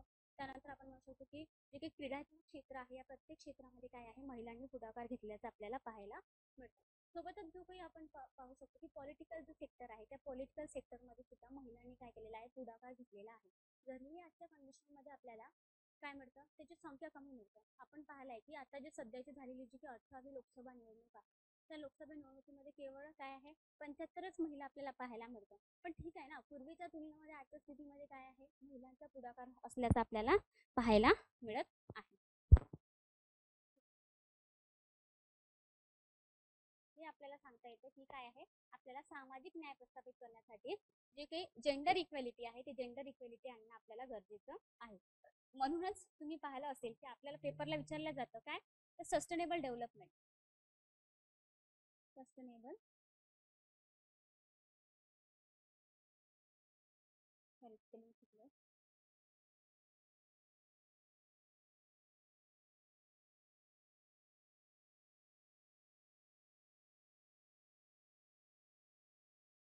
Sustainable development. मी तुम्हाला एक्स्ट्रा इन्फॉर्मेशन सांगत आहे. त्याचं जे काही युनिट आहे त्या युनिटमध्ये आपण बघूया की सस्टेनेबल डेव्हलपमेंटमध्ये काय आहे 17 ध्येय आहे आणि 169 काय आहे त्याचे ऑब्जेक्ट आहे. याच्यावर प्रश्न विचारले जातात 17. पण तिथे सांगितलेलं आहे त्या सस्टेनेबल डेव्हलपमेंटमध्ये हा प्लॅन आपल्याला 2015 ते 2030 पर्यंत आपल्याला इम्प्लिमेंटेशन करायचं आहे. नीती आयोग मग याच्या संदर्भात काय करत असतं दरवर्षी अहवाल काढत असतात आणि त्या अहवालाअंतर्गत सांगितलं जातं की यावेळेस कोणतं राज्य सस्टेनेबल डेव्हलपमेंटमध्ये किंवा सस्टेनेबल डेव्हलपमेंटचे जे काही गोल आहे ते अचिव्हमेंट करण्यामध्ये कोण सक्सेस झालेला आहे हे प्रत्येक इयरली काय केल्या जाते यांच्यावालं रिपोर्ट सादर केल्या जातात. परंतु हा जो काही आहे आपण जेव्हा प्लॅनिंग आपण पाहत असतो बरोबर आहे प्लॅनिंगचे वेगवेगळे प्रकार आहे नियोजनाचे काय आहे वेगवेगळे प्रकार आहे. त्या नियोजनामध्ये आपल्याला सांगता येतं की शॉर्ट टर्म असतं त्यानंतर मीडियम लेवलवरचं असतं आणि लॉंग टर्मचं काय असतं प्लॅनिंग असतं. आपलं जे काही आहे सस्टेनेबल डेव्हलपमेंट गोल आपल्याला अचीव करायचं आहे तर ते अचीव करताना आपल्याला काय आहे तर लॉंग टर्म आपण ऑब्जेक्ट ठेवून आपण काय करायचं आहे अचीव करायचं आहे. 2015 पासून ते 2030 पर्यंत आपल्याला हे 17 जे ध्येय आहे ते ध्येय आपल्याला काय करायचे आहे अचीव करायचे आहे. मग त्यामध्ये नो पॉवर्टी पहिलं जे आहे ध्येय ते आपल्याला म्हणजेच आपल्याला समाजामधून दारिद्र्य काय करायचे आहे निर्मूलन करायचे आहे. नो पॉवर्टी आहे गुड एज्युकेशन आहे नो हंगर्स आहे म्हणजे कोणीही समाजामध्ये भुकेलं राहायला नाही पाहिजे. त्यानंतर गुड एज्युकेशन आहे क्वालिटी एज्युकेशन आहे. त्यानंतर जे 5 नंबरचं आहे त्याला जेंडर इक्वेलिटी म्हणजेच समाजामध्ये स्त्री आणि पुरुष काय असायला पाहिजे समान असायला पाहिजे यावरही काय आहे महत्त्वपूर्ण आहे. हे जे सस्टेनेबल डेव्हलपमेंटचे जे 17 ध्येय आहे त्या ध्येयाबद्दल काय केलं जातं प्रश्न विचारल्या जातात. जेव्हा आपलं ते युनिट येईल त्या युनिटमध्ये तुम्हाला डिटेल्स मी 17 युनिटबद्दल काय करेल डिटेल्स इन्फॉर्मेशन मी घेईल आणि त्यामध्ये वेगवेगळे डायमेन्शन्स काय आहे इव्हन त्या अंतर्गत नो पॉवर्टी आपलं काय आहे पहिलं सस्टेनेबल डेव्हलपमेंट गोल आहे. मग त्या पॉवर्टी अंतर्गत मग कोणकोणत्या योजना आहे, त्या योजना पण महत्त्वपूर्ण आहे. जसं की मनरेगा सारखी योजना आहे, ही काय करतं, मनरेगा म्हणजे काय होतं, महात्मा गांधी रोजगार हमी योजना, बरोबर आहे. त्यानंतर आपण सांगू शकतो की पॉवर्टी निर्मूलन करायची आहे, यासाठी पूर्वीपासून जेव्हा आपण स्वतंत्र झालं तेव्हापासून रोजगार हमी जवाहरलाल नेहरू योजना, जवाहरलाल योजना आहे, रोजगार सॉरी नेहरू योजना आहे, या अशा वेगवेगळ्या योजना आलेल्या आहेत. आवास योजना आहे, हे पण काय आहे, दारिद्र्य निर्मूलन करण्यासाठी असणाऱ्या योजना आहे. तेव्हा आपण काय करूया, डिटेल्स बघूया की 2 नंबर काय आहे, नो हंगर म्हणजेच कोणीही भुकेलं नसायला पाहिजे. मग ऑब्व्हियसली मध्यान्ह भोजन आहार सारखी योजना आहे. सार्वजनिक जे स्वस्त धान्य दुकान आहे, जे आपण पीडीएस ज्याला आपण म्हणतो, त्या अंतर्गत काय केलं जातं, लोकांना कमी पैशामध्ये प्रोव्हाइड केलं जातं धान्य. त्यानंतर अंत्योदय सारखी योजना आहे, ज्यांना 35 किलो काय केलं जातं, धान्य प्रोव्हाइड केलं जातं.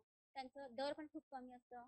इव्हन इव्हन जर विचार केला तर आपण सांगतो 3 रुपये किलो तांदूळ असतात आणि 2 रुपये किलो गहू असतात आणि एक रुपये किलो नुसार काय असतात, भरड धान्य असतात. असे पण प्रश्न विचारल्या जातात. हे झालं डिटेल्स त्याच्याबद्दलचा अभ्यास. म्हणजे हे काय झालं, आपण एक गोल पाहायचा आणि त्या गोल अंतर्गत मग कोणकोणत्या योजना त्याला रिलेटेड असतात, त्या योजनेबद्दल आपण काय करणार, आपण अभ्यास करणार, बरोबर आहे. हे झाले त्याचे 17 ध्येय. हे आता तात्पुरत्या स्वरूपात तुम्ही येणाऱ्या कोणत्याही एक्झाम मध्ये तर प्रश्न येऊ शकतो, म्हणून मी तुम्हाला एवढं सांगून ठेवते, बरोबर. आता आपण बघूया समोरचा part.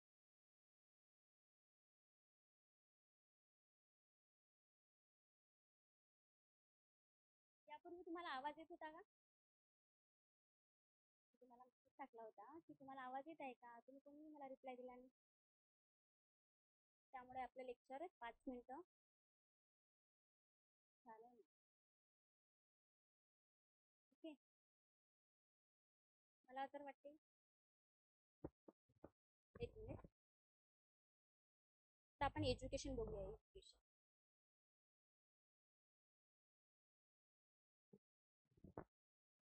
Social justice,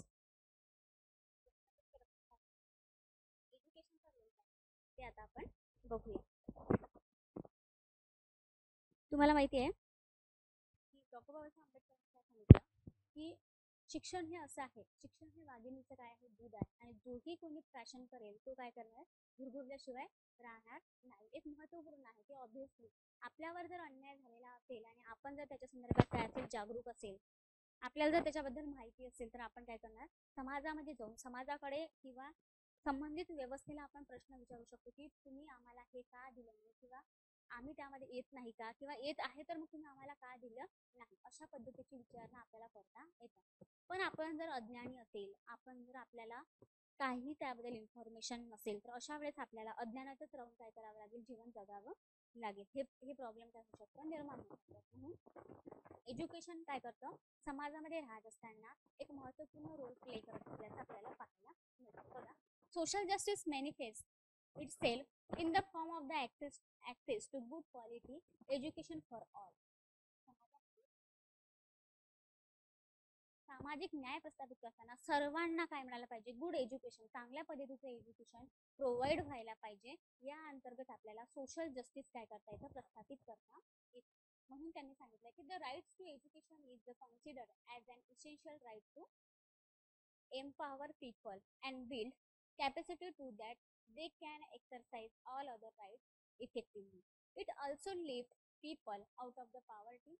It is reveals skills, competencies and values beneficial to the whole society. आता बघा, आपल्याला माहिती आहे एज्युकेशन आपल्याला प्रोव्हाइड करत असताना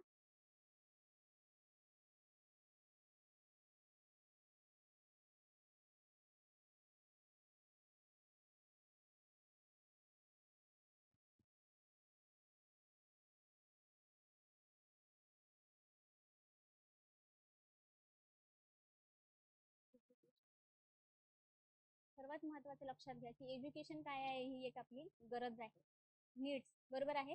जसं आपलं आहे अन्न वस्त्र निवारा शिक्षण, अन्न वस्त्र निवारा हे तीनच सुरुवातीला काय होत्या, आपल्या गरजा होत्या. पण काळाच्या ओघामध्ये आपण काय केलं आहे, शिक्षण सुद्धा ही आपली काय आहे, एक नीड्स आहे, आणि आरोग्य सुद्धा काय, ही एक नीड्स आहे, बरोबर.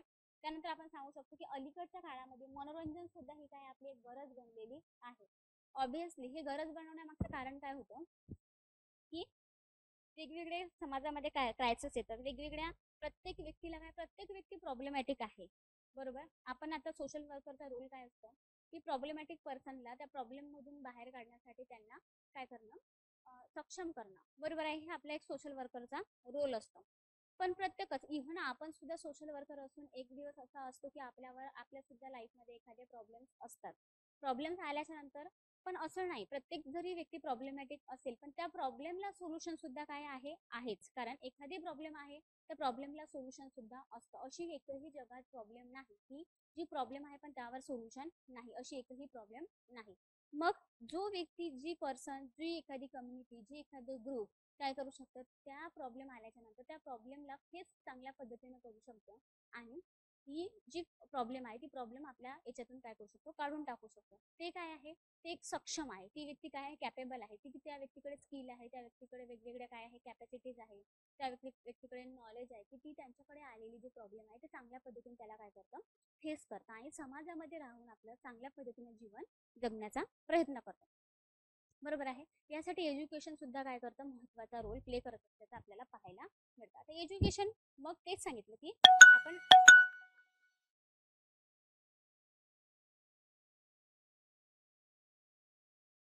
ओके. आवाज येत नाही का? मॅसेज टाईप करा, message. Preeti madam, Priyanka madam, problem काय आहे यांचा?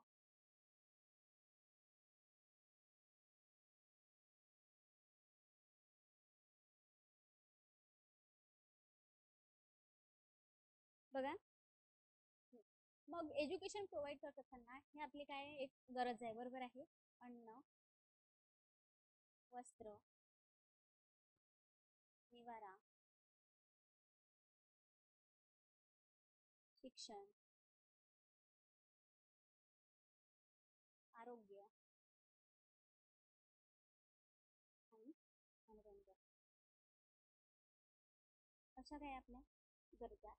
ते एज्युकेशन देत असताना मग आपल्याला सुरुवातीला सांगता येतं की सुरुवातीला एज्युकेशन तर फ्री आणि जे काही आहे हे आपल्याला सांगितलेलं होतंच. परंतु कालांतराने मग त्यामध्ये बडोदा नावाचं संस्थान आहे, तिथे फ्री ऑफ कॉस्टमध्ये एज्युकेशन प्रोव्हाइड झालं. त्यानंतर कोल्हापूर नावाचं संस्थान आहे, जिथे आपल्याला एज्युकेशन काय मिळण्यात आलं, प्रोव्हाइड करण्यात आलं.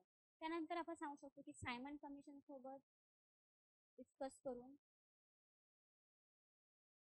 सायमन कमिशन समोर डिस्कस करून महात्मा ज्योतिराव फुले असो, पंडिता रमाबाई असो यांनी काय केलेलं आहे, एज्युकेशनची मागणी केलेली आपल्याला पाहायला मिळतं. आपण सोबतच सांगू शकतो की 1813चा ऍक्ट आहे, 1833चा ऍक्ट आहे. या ऍक्ट मध्ये सुद्धा एज्युकेशन संदर्भात काय केलेले आहे, प्रोव्हिजन्स केल्याचं आपल्याला पाहायला मिळतं. नेमकं हँड्रेस काय करताय हे कळत नाही. हॅलो मिनल मॅडम, आवाज येतो का तुम्हाला? थोडं मला मेसेज मध्ये सांगा बरं.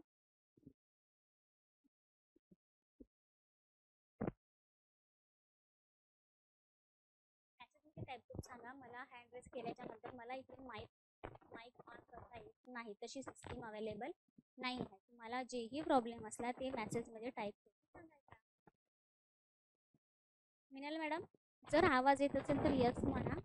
जर येत आवाज तर मग सांगा की नाही येत म्हणून. ओके. बघा, 1813 मध्ये 1833चा जो ऍक्ट आहे त्या ऍक्ट मध्ये सुद्धा काय करण्यात आलं, सांगण्यात आलेलं आहे की एज्युकेशन मध्ये 1 लाखावरून 10 लाख पर्यंत एज्युकेशनवर काय करावा, खर्च करावा.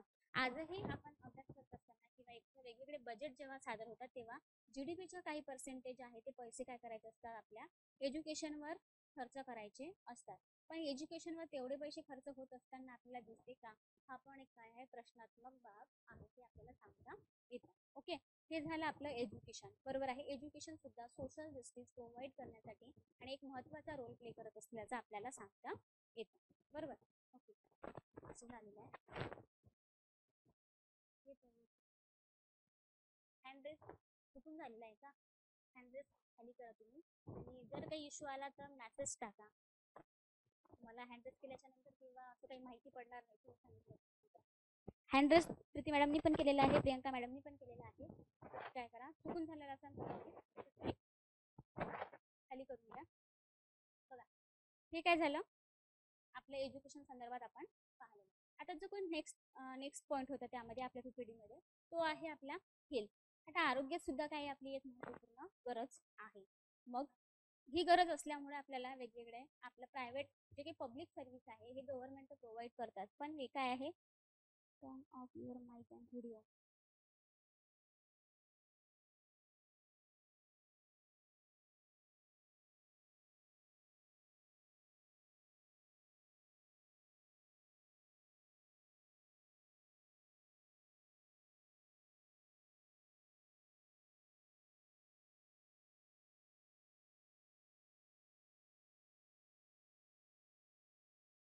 ही पण काय आपली एक गरज आहे.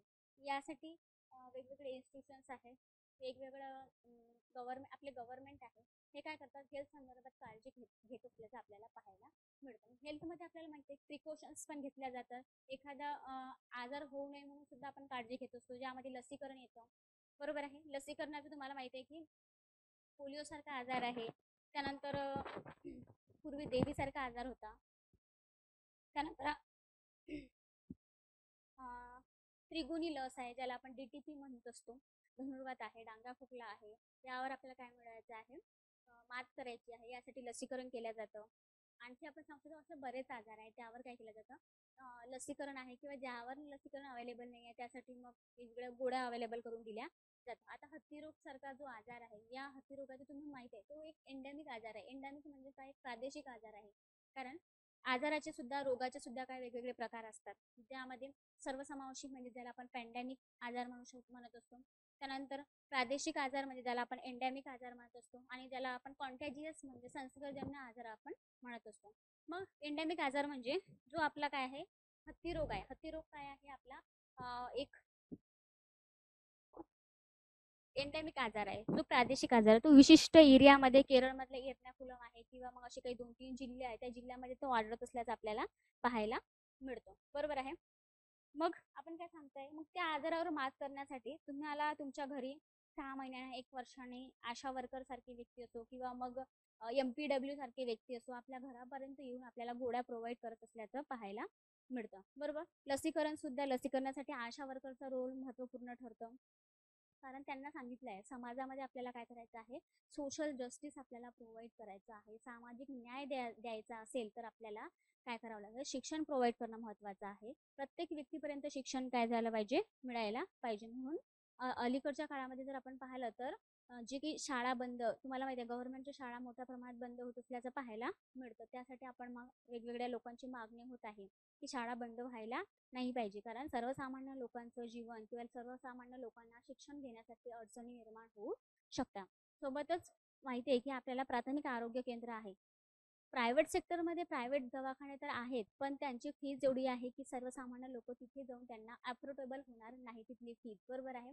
मग त्यांना जर एखादा आजार झालेला, त्या आजारावर त्यांना आपण म्हणू शकतो की उपचार घ्यायचे असेल तर त्या उपचार घेण्यासाठी त्यांच्याकडे तेवढे पैसे अवेलेबल नसणार, आणि त्या व्यक्तीची तशाच पद्धतीने काय होणार, त्या आजारासोबत त्या व्यक्तीची डेथ सुद्धा होऊ शकतं. म्हणून सर्वसामान्य लोकांचं जीवन हे काय होऊ शकतं, जगणं कठीण होऊ शकतं जर सोशल पॉलिसी किंवा समाजवादी धोरण ठेवलं नाही तर. जर श्रीमंत लोक आहे, श्रीमंत लोक तर पैसे त्यांच्याकडे असेल, ते चांगल्या पद्धतीने काय करू, इथे जर त्यांना ट्रीटमेंट मिळाली नाही तर ते फॉरेन कंट्रीजमध्ये जाऊन काय करतात, ट्रीटमेंट करतात, आणि ऑब्व्हियसली त्यांचं जीवन जगणं काय होऊ शकतं, सोपं होऊन जातं. पण सर्वसामान्य लोकांना जर जीवन जगायचं असेल तर गव्हर्नमेंटचा रोल काय करतं, महत्त्वपूर्ण ठरतं. म्हणूनच सोशल जे काही जस्टिस आहे, सामाजिक न्याय महत्त्वपूर्ण भूमिका घेत असल्याचं आपल्याला पाहायला मिळतं, की मागासलेले घटक आहे, ज्यांच्यावर अन्याय होत असलेला घटक आहे, ज्याला आपण मार्जिनलाइज ग्रुप म्हणतो, त्या लोकांना समाजाच्या प्रवाहामध्ये आणण्यासाठी एज्युकेशन प्रोव्हाइड करणं आहे, हेल्थ प्रोव्हाइड करणं आहे, सोबतच इक्वल ट्रीटमेंट देणं इम्पॉर्टंट आहे. बरोबर आहे. त्यानंतर इक्वल ज्या वेजेस म्हणू शकतो, समान पगार देणं गरजेचं आहे समान कामासाठी. अशा काही तरतुदी किंवा अशा काही मॅनिफेस्टेशन लावून आपल्याला सोशल जस्टिस समाजामध्ये काय करता येतं, प्रोव्हाइड करता येतं. त्यानंतर आपण सांगू शकतो, हे झालं आपल्याला आरोग्याच्या संदर्भात. लसीकरण आहे, वेगवेगळ्या योजना आहे, दर महिन्याला काय केलं जातं, महिला बालमृत्यू दर कमी करण्यासाठी किंवा महिला माता मृत्यू दर कमी करण्यासाठी आपल्याला सांगता येतं की आपण काय करत असतो, त्यांची प्रत्येक महिन्याला एक हे घेतल्या जातं, चाचणी घेतल्या जातं, तपासणी केल्या जातं, आणि त्यांना आरोग्यासंदर्भात काळजी घेण्यासाठी सजेस्ट केल्या जातं. हे झालं आपल्याला हेल्थ संदर्भात आणि एज्युकेशन संदर्भात. मग आरोग्या संदर्भात पॉलिसी रन केल्या जातात. नॅशनल जे काही राष्ट्रीय आरोग्य अभियान आहे, त्यानंतर मग राष्ट्रीय आरोग्य ग्रामीण अभियान वेगळं आहे, राष्ट्रीय राष्ट्रीय आरोग्य शहरी अभियान सुद्धा काय आहे, वेगळं आहे. अशा पद्धतीने तिथं काय केलं जातं, हे काम करत असल्याचं आपल्याला पाहायला मिळतं.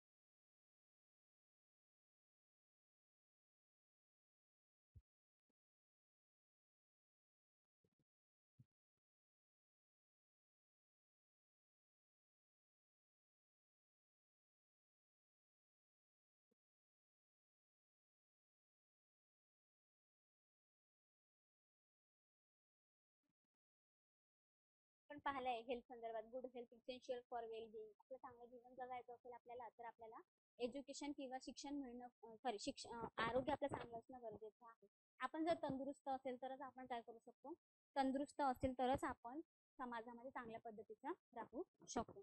तुम्ही जर आता एखाद्या आजाराने ग्रस्त असेल किंवा तुम्ही डिसेबल असेल, तर अशा वेळेस समाजाच्या अपेक्षा, समाजाचे जे समाजामध्ये तुमचा जो रोल आहे, जी काही तुमची भूमिका आहे, ते चांगल्या पद्धतीने तुम्ही पार पाडू शकणार नाही. बरोबर आहे. आजारी असेल तर प्रत्येक मुलींची अपेक्षा असते की माझ्या वडिलांनी माझ्यासाठी हे करायला हवं, ते करायला हवं. आजारी असल्यावर तुम्ही करू शकाल का, तर करू शकणार नाही. तुम्हाला तुमचंच कुणाला तरी करावं लागेल. म्हणजेच तुम्ही वडील बनल्याच्या नंतर, एक कर्तधारते व्यक्ती बनल्यानंतर, कुटुंबाचे प्रमुख बनल्याच्या नंतर तुमच्याकडून जे काही अपेक्षा केल्या जाणार आहे, तुमची जी काही भूमिका आहे, त्या भूमिका तुम्ही पार पाडू शकणार नाही.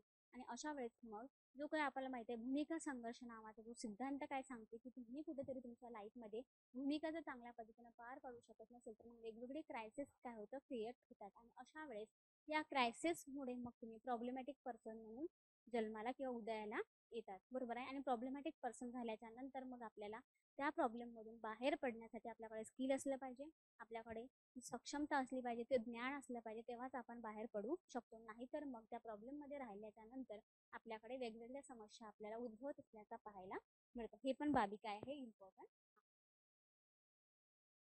मग बघा, in thus the idea of the idea of the social justice manifests itself in the above mentioned areas. To ensure social justice, the state and administration must work unstoppably so that citizens get equal access to the right and opportunities. त्यांना health संदर्भात जे provide करत असतात government, हे मग कुठेही हे work थांबू शकणार नाही. प्रत्येकापर्यंत प्रत्येकाला न्याय मिळाला पाहिजे, प्रत्येकाला हेल्थ मिळाली पाहिजे चांगल्या पद्धतीचं. हे देण्यासाठी नेहमी काय असतं, गव्हर्नमेंट तत्पर असतं, हे आपल्याला सांगता. तर त्यानंतर बघा, social justice as a core value of the social work profession.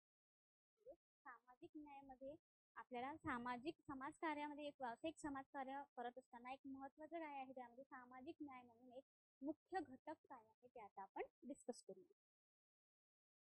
Social work is a practice based profession and a discipline promoting social change, development, cohesion, empowerment and liberations of the people. समाजकार्य काय आहे, एक व्यावसायिक समाजकार्य आहे. आणि व्यावसायिक समाजकार्य असल्याच्या नंतर आपलं समाजकार्य काय सांगतं की प्रॅक्टिस बेस्ड प्रोफेशन्स आहे. आपल्याला एखादी थेरी रीड केल्याच्या नंतर ते थेरी आपण कशाच पद्धतीने ठेवली आणि ठीक आहे असं होणार नाही. आपल्याला प्रत्यक्षात एखाद्या इंडिव्हिज्युअल पर्सन आहे, एखाद्या ग्रुप्स आहे, एखादी कम्युनिटी आहे, त्या कम्युनिटीचा आपल्याला प्रॉब्लेम काय करावं लागतं, सॉल्व्ह करावे लागतात. म्हणजेच काय आहे, कॉन्टॅक्ट आपल्याला एक समाजाशी, आपल्या गटाशी, आपल्या एखाद्या व्यक्तीशी येत असतो. बरोबर आहे. म्हणून त्याला आपण काय म्हणतो, प्रॅक्टिस बेस आपलं काय आहे, सोशल वर्क प्रोफेशन्स आहे, हे आपल्याला इथं सांगता येतं. तर आपलं सोशल वर्क प्रोफेशन्स काय करतं की कशाला प्रिफरन्स देतं, तर ते सांगतं की आपल्याला सोशल चेंज आहे, सामाजिक परिवर्तन. आता सामाजिक परिवर्तन होत असताना आपण कुठेतरी जर अधोगामी जर एखादं सोशल चेंज होत असेल तर त्याला आपण प्रायोरिटी देणार नाही, त्याला आपण महत्त्व देणार नाही.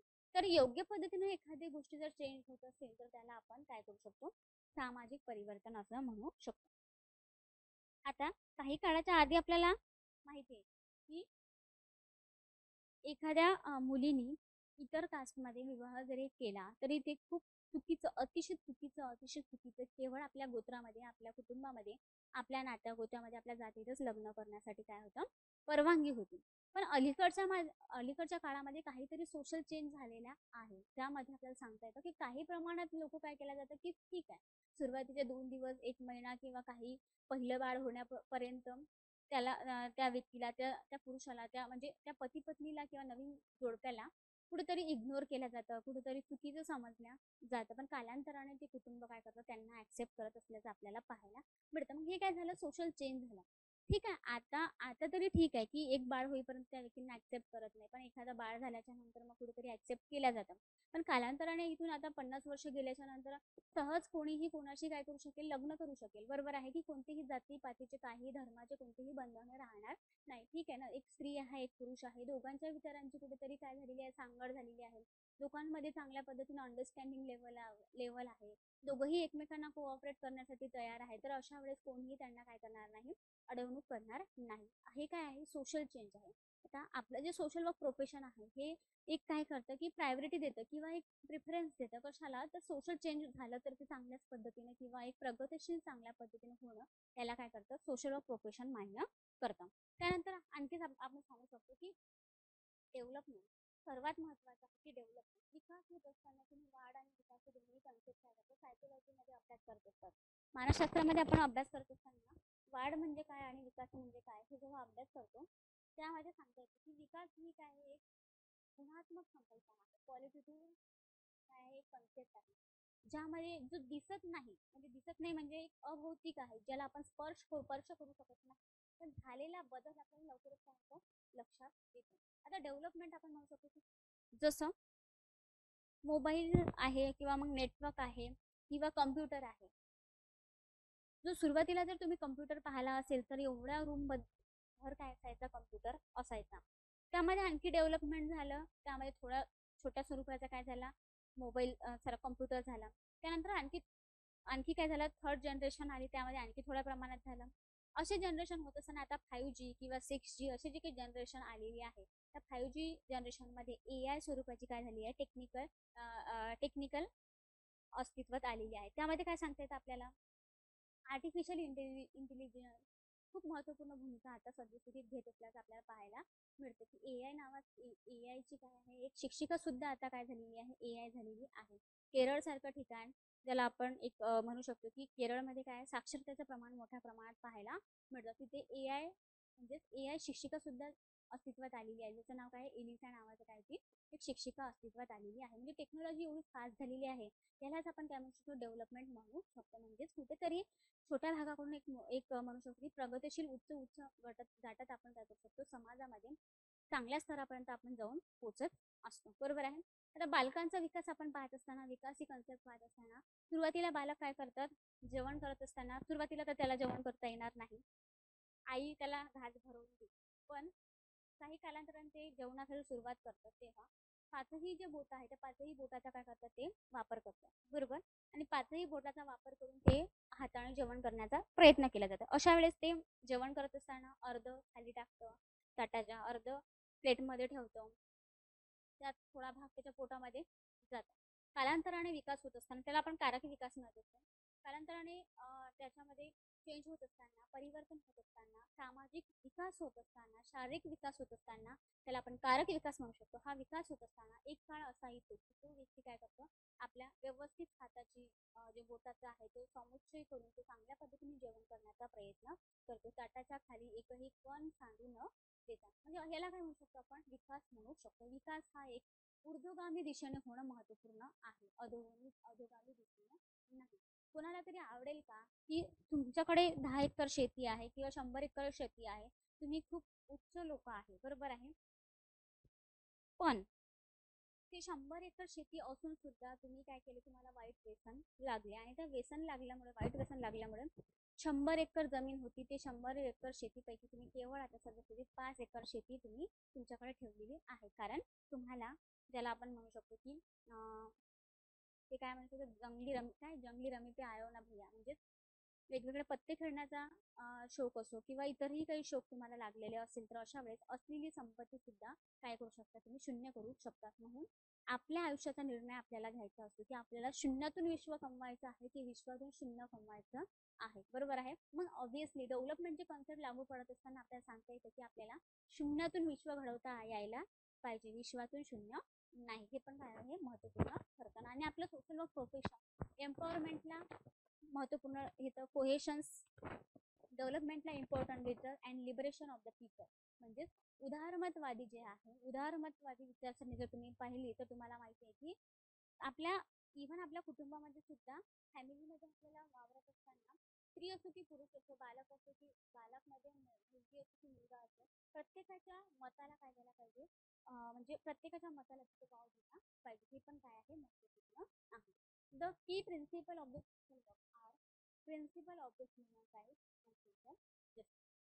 Working on these four principles allow the social work profession to engage people and existing structure to address challenges of their existing life and enhance their well-being. Social work profession promotes social justice and social change on behalf of the client. Social work profession काय promote करतं की सामाजिक न्याय प्रस्थापित व्हायला पाहिजे आणि सामाजिक न्याय प्रस्थापित होत असताना सोशल चेंज सुद्धा काय करतं, प्रमोट करतं. काय सोशल वर्क प्रोफेशन सुद्धा प्रमोट करतं सोशल चेंज होण्यासाठी.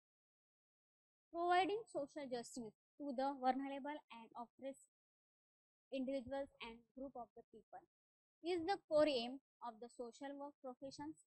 म्हणजेच काय सांगतं की आपलं सोशल वर्क प्रोफेशन प्रोव्हाइड काय करतं की सामाजिक न्याय प्रोव्हाइड करत असताना जे व्हर्नरेबल ग्रुप्स आहे, म्हणजेच मागास आहे, भटकलेले लोक आहे, मागे राहिलेले आहे, ऑप्रेस म्हणजे ज्यावर पूर्वीपासून दबाव टाकला जात आहे, जे दबून गेलेले आहे, अशा लोकांना काय आहे ते एखादे इंडिव्हिज्युअल्स असू शकतो, एखादा ग्रुप असो, त्यांना समाजाच्या प्रवाहामध्ये आणण्यासाठी आपलं समाजकार्य काय करतं, महत्त्वपूर्ण रोल प्ले करत असल्याचं आपल्याला पाहायला मिळतं. त्यानंतर आपण सांगू शकतो की providing social justice bye focusing on issue of poverty and employment discrimination and social injustice result in the meaningful participation and the decision making for all the people. आता समाजामध्ये आपल्याला पाहायला मिळतं की सामाजिक न्याय प्रोव्हाइड करत असताना आपण कशावर लक्ष दिलं पाहिजे, तर आपण लक्ष दिलं पाहिजे की समाजामध्ये डिस्क्रिमिनेशन होत आहे. म्हणजे डिस्क्रिमिनेशन वेगवेगळ्या कारणाने होऊ शकतं की लिंगाच्या आधार होऊ शकतो, वर्णाच्या आधार होऊ शकतो, किंवा आर्थिक भेदभाव होऊ शकतो, सामाजिक भेदभाव होऊ शकतो, शैक्षणिक भेदभाव होऊ शकतो, किंवा इतर काहीही भेदभाव होऊ शकतो. ते भेदभावाला तो आपल्याला डिस्क्रिमिनेशन आपल्याला इरेडिकेशन करणं काय आहे, महत्त्वपूर्ण आहे. सोबतच आपण काय सांगू शकतो की पॉवर्टी आहे. पॉवर्टी म्हणजे दारिद्र्य. तर दारिद्र्यातून आपल्याला बाहेर काढायचं आहे लोकांना, तर अशा वेळेस आपल्याला काय करावं लागतं, म्हणजेच ऑब्विसली सोशल पॉवर्टी ही काय एक सोशल इश्यू आहे, एक सामाजिक काय आहे, प्रश्न आहे. आणि ऑब्विसली त्या प्रश्नाला आपण अनेक लोक सामोरे जात असल्याचं पाहायला मिळतं की केवळ सामान्य जे त्यांच्या गरजा आहे, अन्न वस्त्र निवारा, ते सुद्धा काय करू शकत नाही, पूर्ण करू शकत नाही. अशा वेळेस सोशल जस्टिस प्रोव्हाइड करत असताना, सामाजिक न्याय प्रस्थापित करत असताना गव्हर्नमेंट डिस्क्रिमिनेशनसाठी प्रयत्न करतात, पॉवर्टी इरेडिकेशन करण्यासाठी काय केलं जातं, प्रयत्न केल्या जातात. मग यासाठी आपल्याला माहिती आहे की पॉवर्टी आपल्याला काय करायचं आहे, काढून टाकायची आहे, नष्ट करायची आहे. अशा वेळेस गव्हर्नमेंट वेगवेगळे प्रोग्राम्स किंवा वेगवेगळ्या गोष्टी आणल्याचं आपल्याला पाहायला मिळते. त्यामध्ये महत्त्वपूर्ण 2-3 योजना आहे, सॉरी 2-3 काय आहे, कमिटी बसलेल्या आहे. त्याबद्दल मी तुम्हाला थोडं सांगून देते, त्यावर प्रश्न विचारल्या जातात. बघा,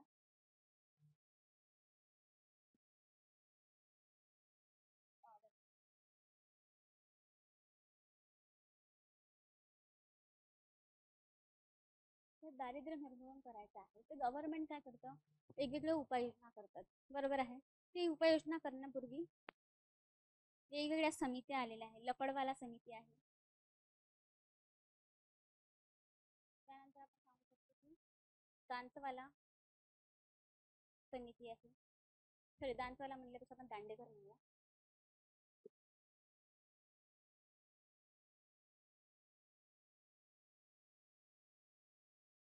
दांडेकर,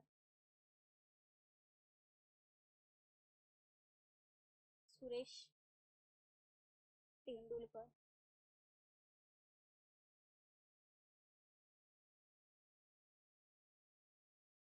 रंगराजन,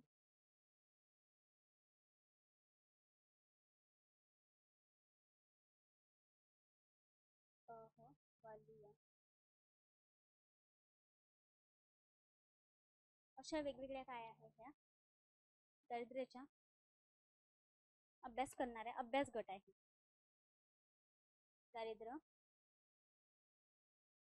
अभ्यास गट. मग या अभ्यास गटाने वेगवेगळे निष्कर्ष काढले आहे. कुठेतरी ग्रामीण भागासाठी लफडवाला जी समिती आहे या समितीने ग्रामीण भागासाठी 2400 कॅलरी असायला पाहिजे आणि शहरी भागासाठी 2100 कॅलरीज असायला पाहिजे. हे जर त्यांच्याकडे अवेलेबल असेल किंवा हे जर दिवसाचं ते म्हणजे घेऊ शकत असतील, त्यांना जर अफोर्डेबल असेल, तर मग आपण म्हणू शकतो तिथे दारिद्र्य नाही आहे. म्हणजेच ग्रामीण भागासाठी लोक जास्त शारीरिक कष्ट करतात म्हणून त्यांना 2400 काय आहे कॅलरीजची गरज आहे. शहरी भागातील लोक कुठेतरी बौद्धिकदृष्ट्या काम करतात, कुठेतरी बसलेल्या ठिकाणी काम करतात. अशा वेळेस त्यांना काही यांच्या तुलनेमध्ये कुठेतरी कॅलरीज काय लागतात, कमी लागतात. म्हणून ही कॅलरीज त्यांना प्रोव्हाइड करणं किंवा ते जर त्यांना मिळत असेल तर अशा वेळेस तिथे दारिद्र्याचं प्रमाण नाही आहे हे आपल्याला सांगता येतं. त्यानंतर आपण दांडेकर आहे, सुरेश तेंडुलकर आहे, रंगराजन आहे, अहवालू आहे. सुरेश तेंडुलकर आणि रंगराजन यांनी सांगितलं की ठीक आहे, कॅलरीजच्या आधारावर आपण मोजमाप करायचं नाही, तर मग आपण काय करायला पाहिजे की व्यक्तीच्या अन्न, वस्त्र, निवारा, आरोग्य आणि शिक्षण हे जर ते पूर्ण करू शकत असेल तर ते काय नाही आहे, दारिद्र्यात नाही आहे. तर ते एक म्हणजे APL आहे असं आपण सांगू शकतो. अशा पद्धतीचं आपल्याला काय करता येतं, हे आपल्या एक्झाममध्ये विचारलं जातात म्हणून मी तुम्हाला हे सांगितलेलं आहे. सुरेश तेंडुलकर ही समिती 2005ची आहे आणि रंगराजन समिती ही 2012ची आहे. लफडवाला समिती 1989ची आहे. हे तुम्ही लक्षात असू द्या. अशा पद्धतीने आपल्याला काय करता येतं, पॉवर्टी इरेडिकेशन किंवा समाजामधून दारिद्र्याचं निर्मूलन आपल्याला करता येतं. त्यासाठी गव्हर्नमेंट योग्य ते पाऊल उचलत असल्याचं आपल्याला सांगता येतं. म्हणजेच मनरेगासारख्या योजना आहे. त्यानंतर मग आपण सांगू शकतो की नेहरू रोजगार योजना आहे. त्यानंतर आपण सांगू शकतो की जवाहर रोजगार योजना आहे. या रोजगार योजनेच्या माध्यमातून लोकांना काय केलं जातं, त्यांच्या हाताला काम दिलं जातं आणि काम दिल्याच्या नंतर मग ते व्यक्ती त्या दारिद्र्यातून बाहेर पडण्यासाठी त्यांना मदत होतं. बरोबर आहे, ह्या गोष्टी आपल्याला सांगता येतं. त्यानंतर आहे the principle of the social justice are appeal in social work profession in the following area. म्हणजेच याचे प्रिन्सिपल काय आहे, तत्व काय आहे, कशाचे, social work profession ensure that children get equal opportunities, participation in a decision making, and that the children are provided with basic necessities need to survive and prosper in the society. बघा, social worker engage the elderly and vulnerable people and provide them services that help them live independently with human dignity. They maximize their quality of life and participation in the society. Social justice is ensured by the focusing on physical, social and economical aspect of the daily needs.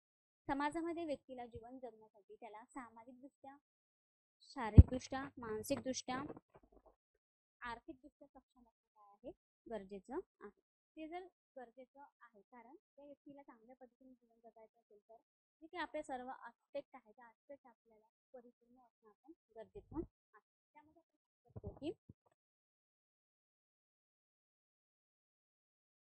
व्यक्तीला आपल्या याच्यामध्ये काय human dignity आपल्याला बोलत असताना आपण सांगू शकतो की आपल्या सोशल वर्क प्रोफेशनचं एक महत्त्वाचं प्रिन्सिपल आहे की जोही आपला क्लायंट आहे, जो आपली प्रॉब्लेमॅटिक पर्सन आहे, त्या प्रॉब्लेमॅटिक पर्सनला आपल्याला ज्याही सिच्युएशनमध्ये असेल त्याही सिच्युएशनमध्ये त्याला ॲक्सेप्ट करणं महत्त्वाचं आहे. बरोबर, म्हणजेच ॲक्सेप्ट करणं काय आहे महत्त्वाचं आहे. ते असं आपण जात, वर्ण, लिंग, भेदभाव किंवा काहीही न करता ती व्यक्ती कुठेतरी गरीब आहे म्हणून आपण त्याला स्वीकारणार नाही असं नाही. ती व्यक्ती कुठेतरी वर्णाचा भेद करून किंवा त्याच्या लिंगाचा भेद करून आपल्याला त्याला काय करता येणार नाही, तर त्याला नाकारता येणार नाही. ज्याही सिच्युएशनमध्ये असेल, जेही प्रॉब्लेमॅटिक पर्सन असेल त्या व्यक्तीला आपल्याला ॲक्सेप्टन्स करणं गरजेचं आहे. म्हणजेच तिथं आपल्याला एकच प्रिन्सिपल किंवा एकच एथिक्स आपल्याला पाळायचा असतो, ते म्हणजेच काय आहे, ह्युमन डिग्निटी, मानवी प्रतिष्ठा. प्रतिष्ठेला जपणं, त्या व्यक्तीचा सन्मान करणं, आदर करणं, गिव्ह रिस्पेक्ट, टेक रिस्पेक्ट, ही जी काही पॉलिसी आहे ती आपल्याला फॉलो करणं काय आहे, खूप इम्पॉर्टंट आहे. ते जर आपण फॉलो केलं तर मग आपल्याला समाजामध्ये एक प्रतिष्ठा आहे आणि समाजासाठी आपण जीवन जगलं पाहिजे, समाजासाठी आपल्याला काहीतरी देणं लागतं, या दृष्टिकोनातून त्या प्रॉब्लेमॅटिक पर्सनला एक आधार मिळून त्या व्यक्तीला त्याच्याकडे असणाऱ्या स्किल डेव्हलप करून आपल्याला त्या व्यक्तीच्या समस्या सोडवण्यासाठी त्याला काय करता येतं, मदत करता येतं. त्यानंतर बघा, trend social workers help the people in dealing with personal and family health problems that affect their wellness. Healthcare ensure that even the most vulnerable sections of the society participate in the decision making process so that it ensure a socially just order in the society. Social worker are also engaged. Social worker are also engaged in public policy making, planning, financing, and training in programs that are related with providing services to the citizen. The worker identify issue, problem, and study them carefully to conduct research and propose change in policies and legislation. आता इथं काय सांगता येतं आपल्याला की बघा, social worker also engage in public policy making. म्हणजे आपल्याला काय करायचं आहे, समाज कार्यकर्ता म्हणून आपण काम करत असताना महत्वाचा रोल प्ले केला जातो. कोणाचा? तर ॲज अ सोशल वर्कर म्हणून आपण सोशल पॉलिसी आहे ते पॉलिसी रन करत असताना सोशल वर्करचा महत्वाचा रोल प्ले केला जातो. सोशल वर्करच्या माध्यमातून वेगवेगळे रिसर्च कंडक्ट केला जातं. त्या रिसर्चच्या माध्यमातून कळतं की सोशल पॉलिसी कोणत्या घटकावर बनवणं गरजेचं आहे आणि का बनवणं गरजेचं आहे याचा अभ्यास ॲज अ सोशल वर्कर म्हणून आपण केल्याच्या नंतर तो आपण रिपोर्ट गव्हर्नमेंटला काय केलं जातं, सादर केलं जातं आणि गव्हर्नमेंट मग त्यावर आपल्याला काय केलं जातं की ते तो ऍक्सेप्ट करून, तो रिसर्च ऍक्सेप्ट करून, तो डेझर्टेशन आहे ते किंवा ते एखादं रिसर्च आहे, एखादं थेसिस आहे, त्यावर अभ्यास करून गव्हर्नमेंट ठरवतं की मग जो काही समाजामध्ये असणारा मार्जिनलाइज ग्रुप आहे किंवा वर्नरेबल्स ग्रुप्स आहे त्यासाठी ते सोशल पॉलिसी किंवा सोशल स्कीम काय केल्या जातं समाजामध्ये आणल्या जातात. प्लॅनिंग ऍडमिनिस्ट्रेशन, प्रशासनामध्ये नियोजन करणं खूप गरजेचं आहे. नियोजन नसेल तर त्या नियोजना अभावी काय होणार आहे, तर आपण जे निश्चित ध्येय आहे त्या ध्येयापर्यंत आपण पोहोचू शकणार नाही. बरोबर आहे. यासाठी ॲज अ सोशल वर्कर म्हणून आपल्याला ॲडमिनिस्ट्रेशन्समध्ये आपला महत्त्वपूर्ण रोल आहे. आणि रोल आपण बजावत असताना मग आपल्याला जे प्लॅनिंग आपण करायचं आहे, आपल्याला एखादं दारिद्र्य निर्मूलन करायचं आहे तर दारिद्र्य निर्मूलन आपण कधीपर्यंत करायचं याचंही टार्गेट ठेवणं गरजेचं आहे. एखादी योजना राबवत असेल, एखादं धोरण इम्प्लिमेंटेशन करत असेल, एखादं प्रोग्राम करत असेल, एखादं कॉन्फरन्स घेत असेल, इव्हन कोणतंही सेक्टर असो, इव्हन आपलं कुटुंबात सुद्धा असो, कुटुंबात सुद्धा आपल्याला प्लॅनिंग करावं लागतं. ते प्लॅनिंग करत असताना आपण कधी पैशाचं प्लॅनिंग करतो, बरोबर आहे. सोबतच आपण सांगू शकतो की आपल्याला या महिन्यामध्ये काय करायचं आहे, त्या महिन्यामध्ये काय करायचं आहे, कोणत्या महिन्यामध्ये आपल्याला घर बांधायचं आहे, त्या सगळ्या गोष्टीचं प्लॅनिंग आपल्याकडे तयार असतं. म्हणजे प्रत्येक सेक्टर असू द्या, प्रत्येक सेक्टरमध्ये प्लॅनिंग इम्पॉर्टंट असतं. आणि प्लॅनिंग ॲडमिनिस्ट्रेशन प्लॅनिंग काय आहे, तर मग प्रशासनामध्ये नियोजनाचं खूप महत्त्वपूर्ण योगदान आहे आणि त्यामध्ये आपल्याला ॲज अ सोशल वर्कर म्हणून आपला महत्त्वाचा रोल आपल्याला तिथं सांगता येतं. Financing and training in the program that are related with the provided services to the citizen. The worker identify issue, problems and study them carefully to conduct research and propose change in the politics and the legislation. म्हणजे आपल्याला इथं काय सांगता येतं, legislation असो किंवा financing commission असो, finance किंवा मग ट्रेनिंग्स असो, या प्रत्येक प्रोग्राम्समध्ये ॲज अ सोशल वर्कर म्हणून महत्त्वाचा रोल आपल्याला प्ले करायचा असतो. Social work professions ensure social justice for the mentally and physically ill people to cope with life stress through counseling and the therapy services. They work in community, mental health center, family service agencies, hospital and even school to identify and cure mental illness. आता बघा, तुम्हाला वाटत असेल की आपण कुठेतरी रस्ता भटकलेला आहे, नाही का? पण सोशल जस्टिस देत असताना, सामाजिक न्याय प्रस्थापित करत असताना ॲज अ सोशल वर्कर म्हणून आपल्याला कशा पद्धतीचं रोल प्ले करावं लागतं, तिथे आपण सांगू शकतो की बघा, आपल्याला काय आहे की काम करत असताना as a social worker professional mentally and clinically काय डिस्टर्ब पर्सन आहे, बरोबर आहे. तो एक आपले क्लायंट आहे की ठीक आहे, मानसिकदृष्ट्या विकलांग झालेला आहे, कुठेतरी त्या व्यक्तींवर उपचार करणं काय आहे गरजेचं. सोबतच आपण सांगू शकतो की आपल्याला जीवन जगत असताना लाईफ स्ट्रेस असतं, प्रत्येक व्यक्तीला लाईफ स्ट्रेस असतं की प्रत्येकांचे वेगवेगळे प्रॉब्लेम्स आहे. असं एकही जगामध्ये व्यक्ती नाही की ज्यांना प्रॉब्लेम्स नाही, पण प्रॉब्लेमला आपल्याला काय करता यायला पाहिजे, फेस करता यायला पाहिजे. टाटा आहे, अंबानी आहे, बिर्ला आहे, त्यांनाही प्रॉब्लेम्स आहे, त्यांनाही त्यांनाही काय करायला झोपेच्या गोळ्या घेऊन त्यांना झोपावं लागतं, बरोबर आहे. अशी त्यांची सिच्युएशन आहे. बरोबर आहे. गरीब असो की श्रीमंत असो, गरिबांना आज आपण जेवण केलं तर संध्याकाळी आपण काय जेवण करावं हा मोठा प्रश्न असतो. बरोबर आहे.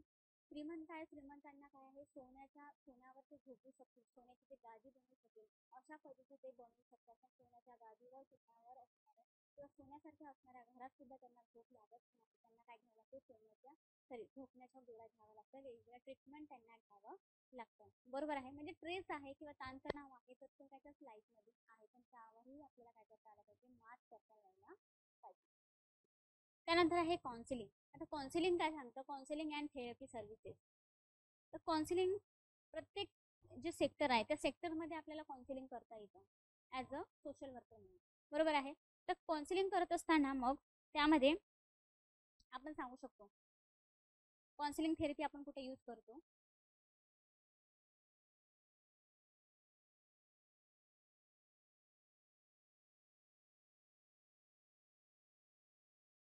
बघा, काउन्सिलिंग देत असताना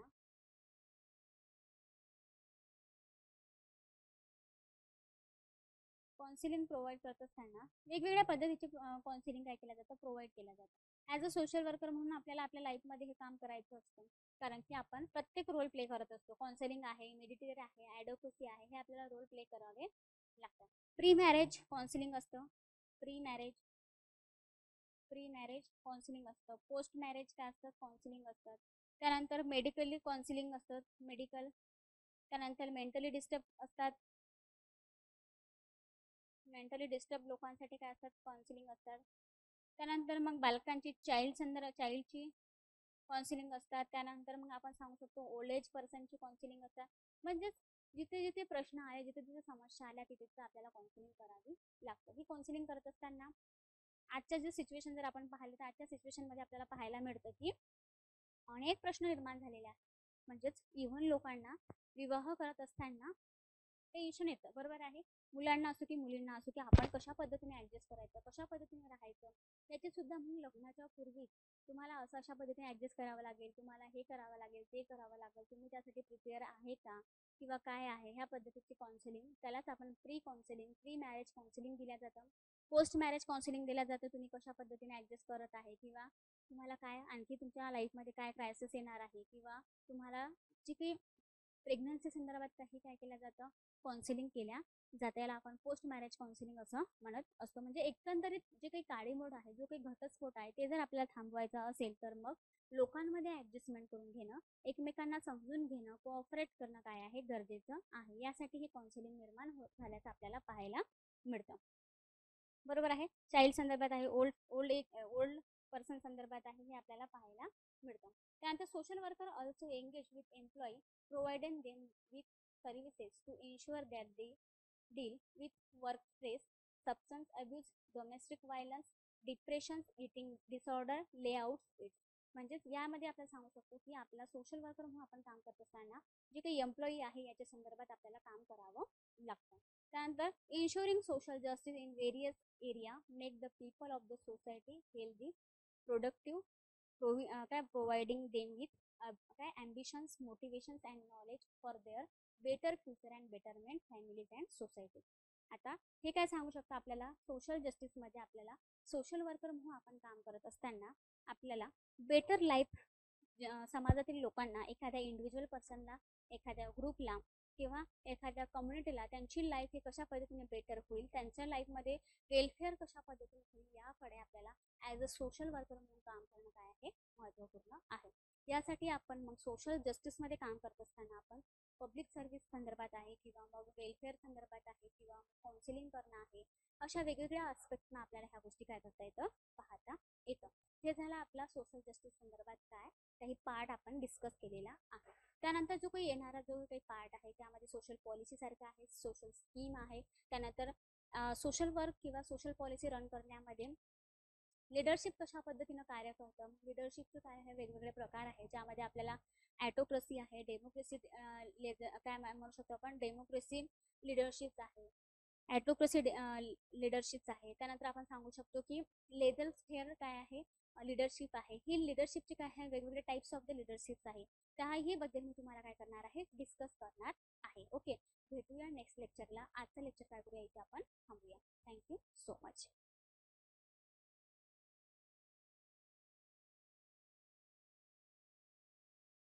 काही प्रश्न आहे का? काही प्रश्न असेल तर विचारू शकता. 2 मिनिटं वेट करते.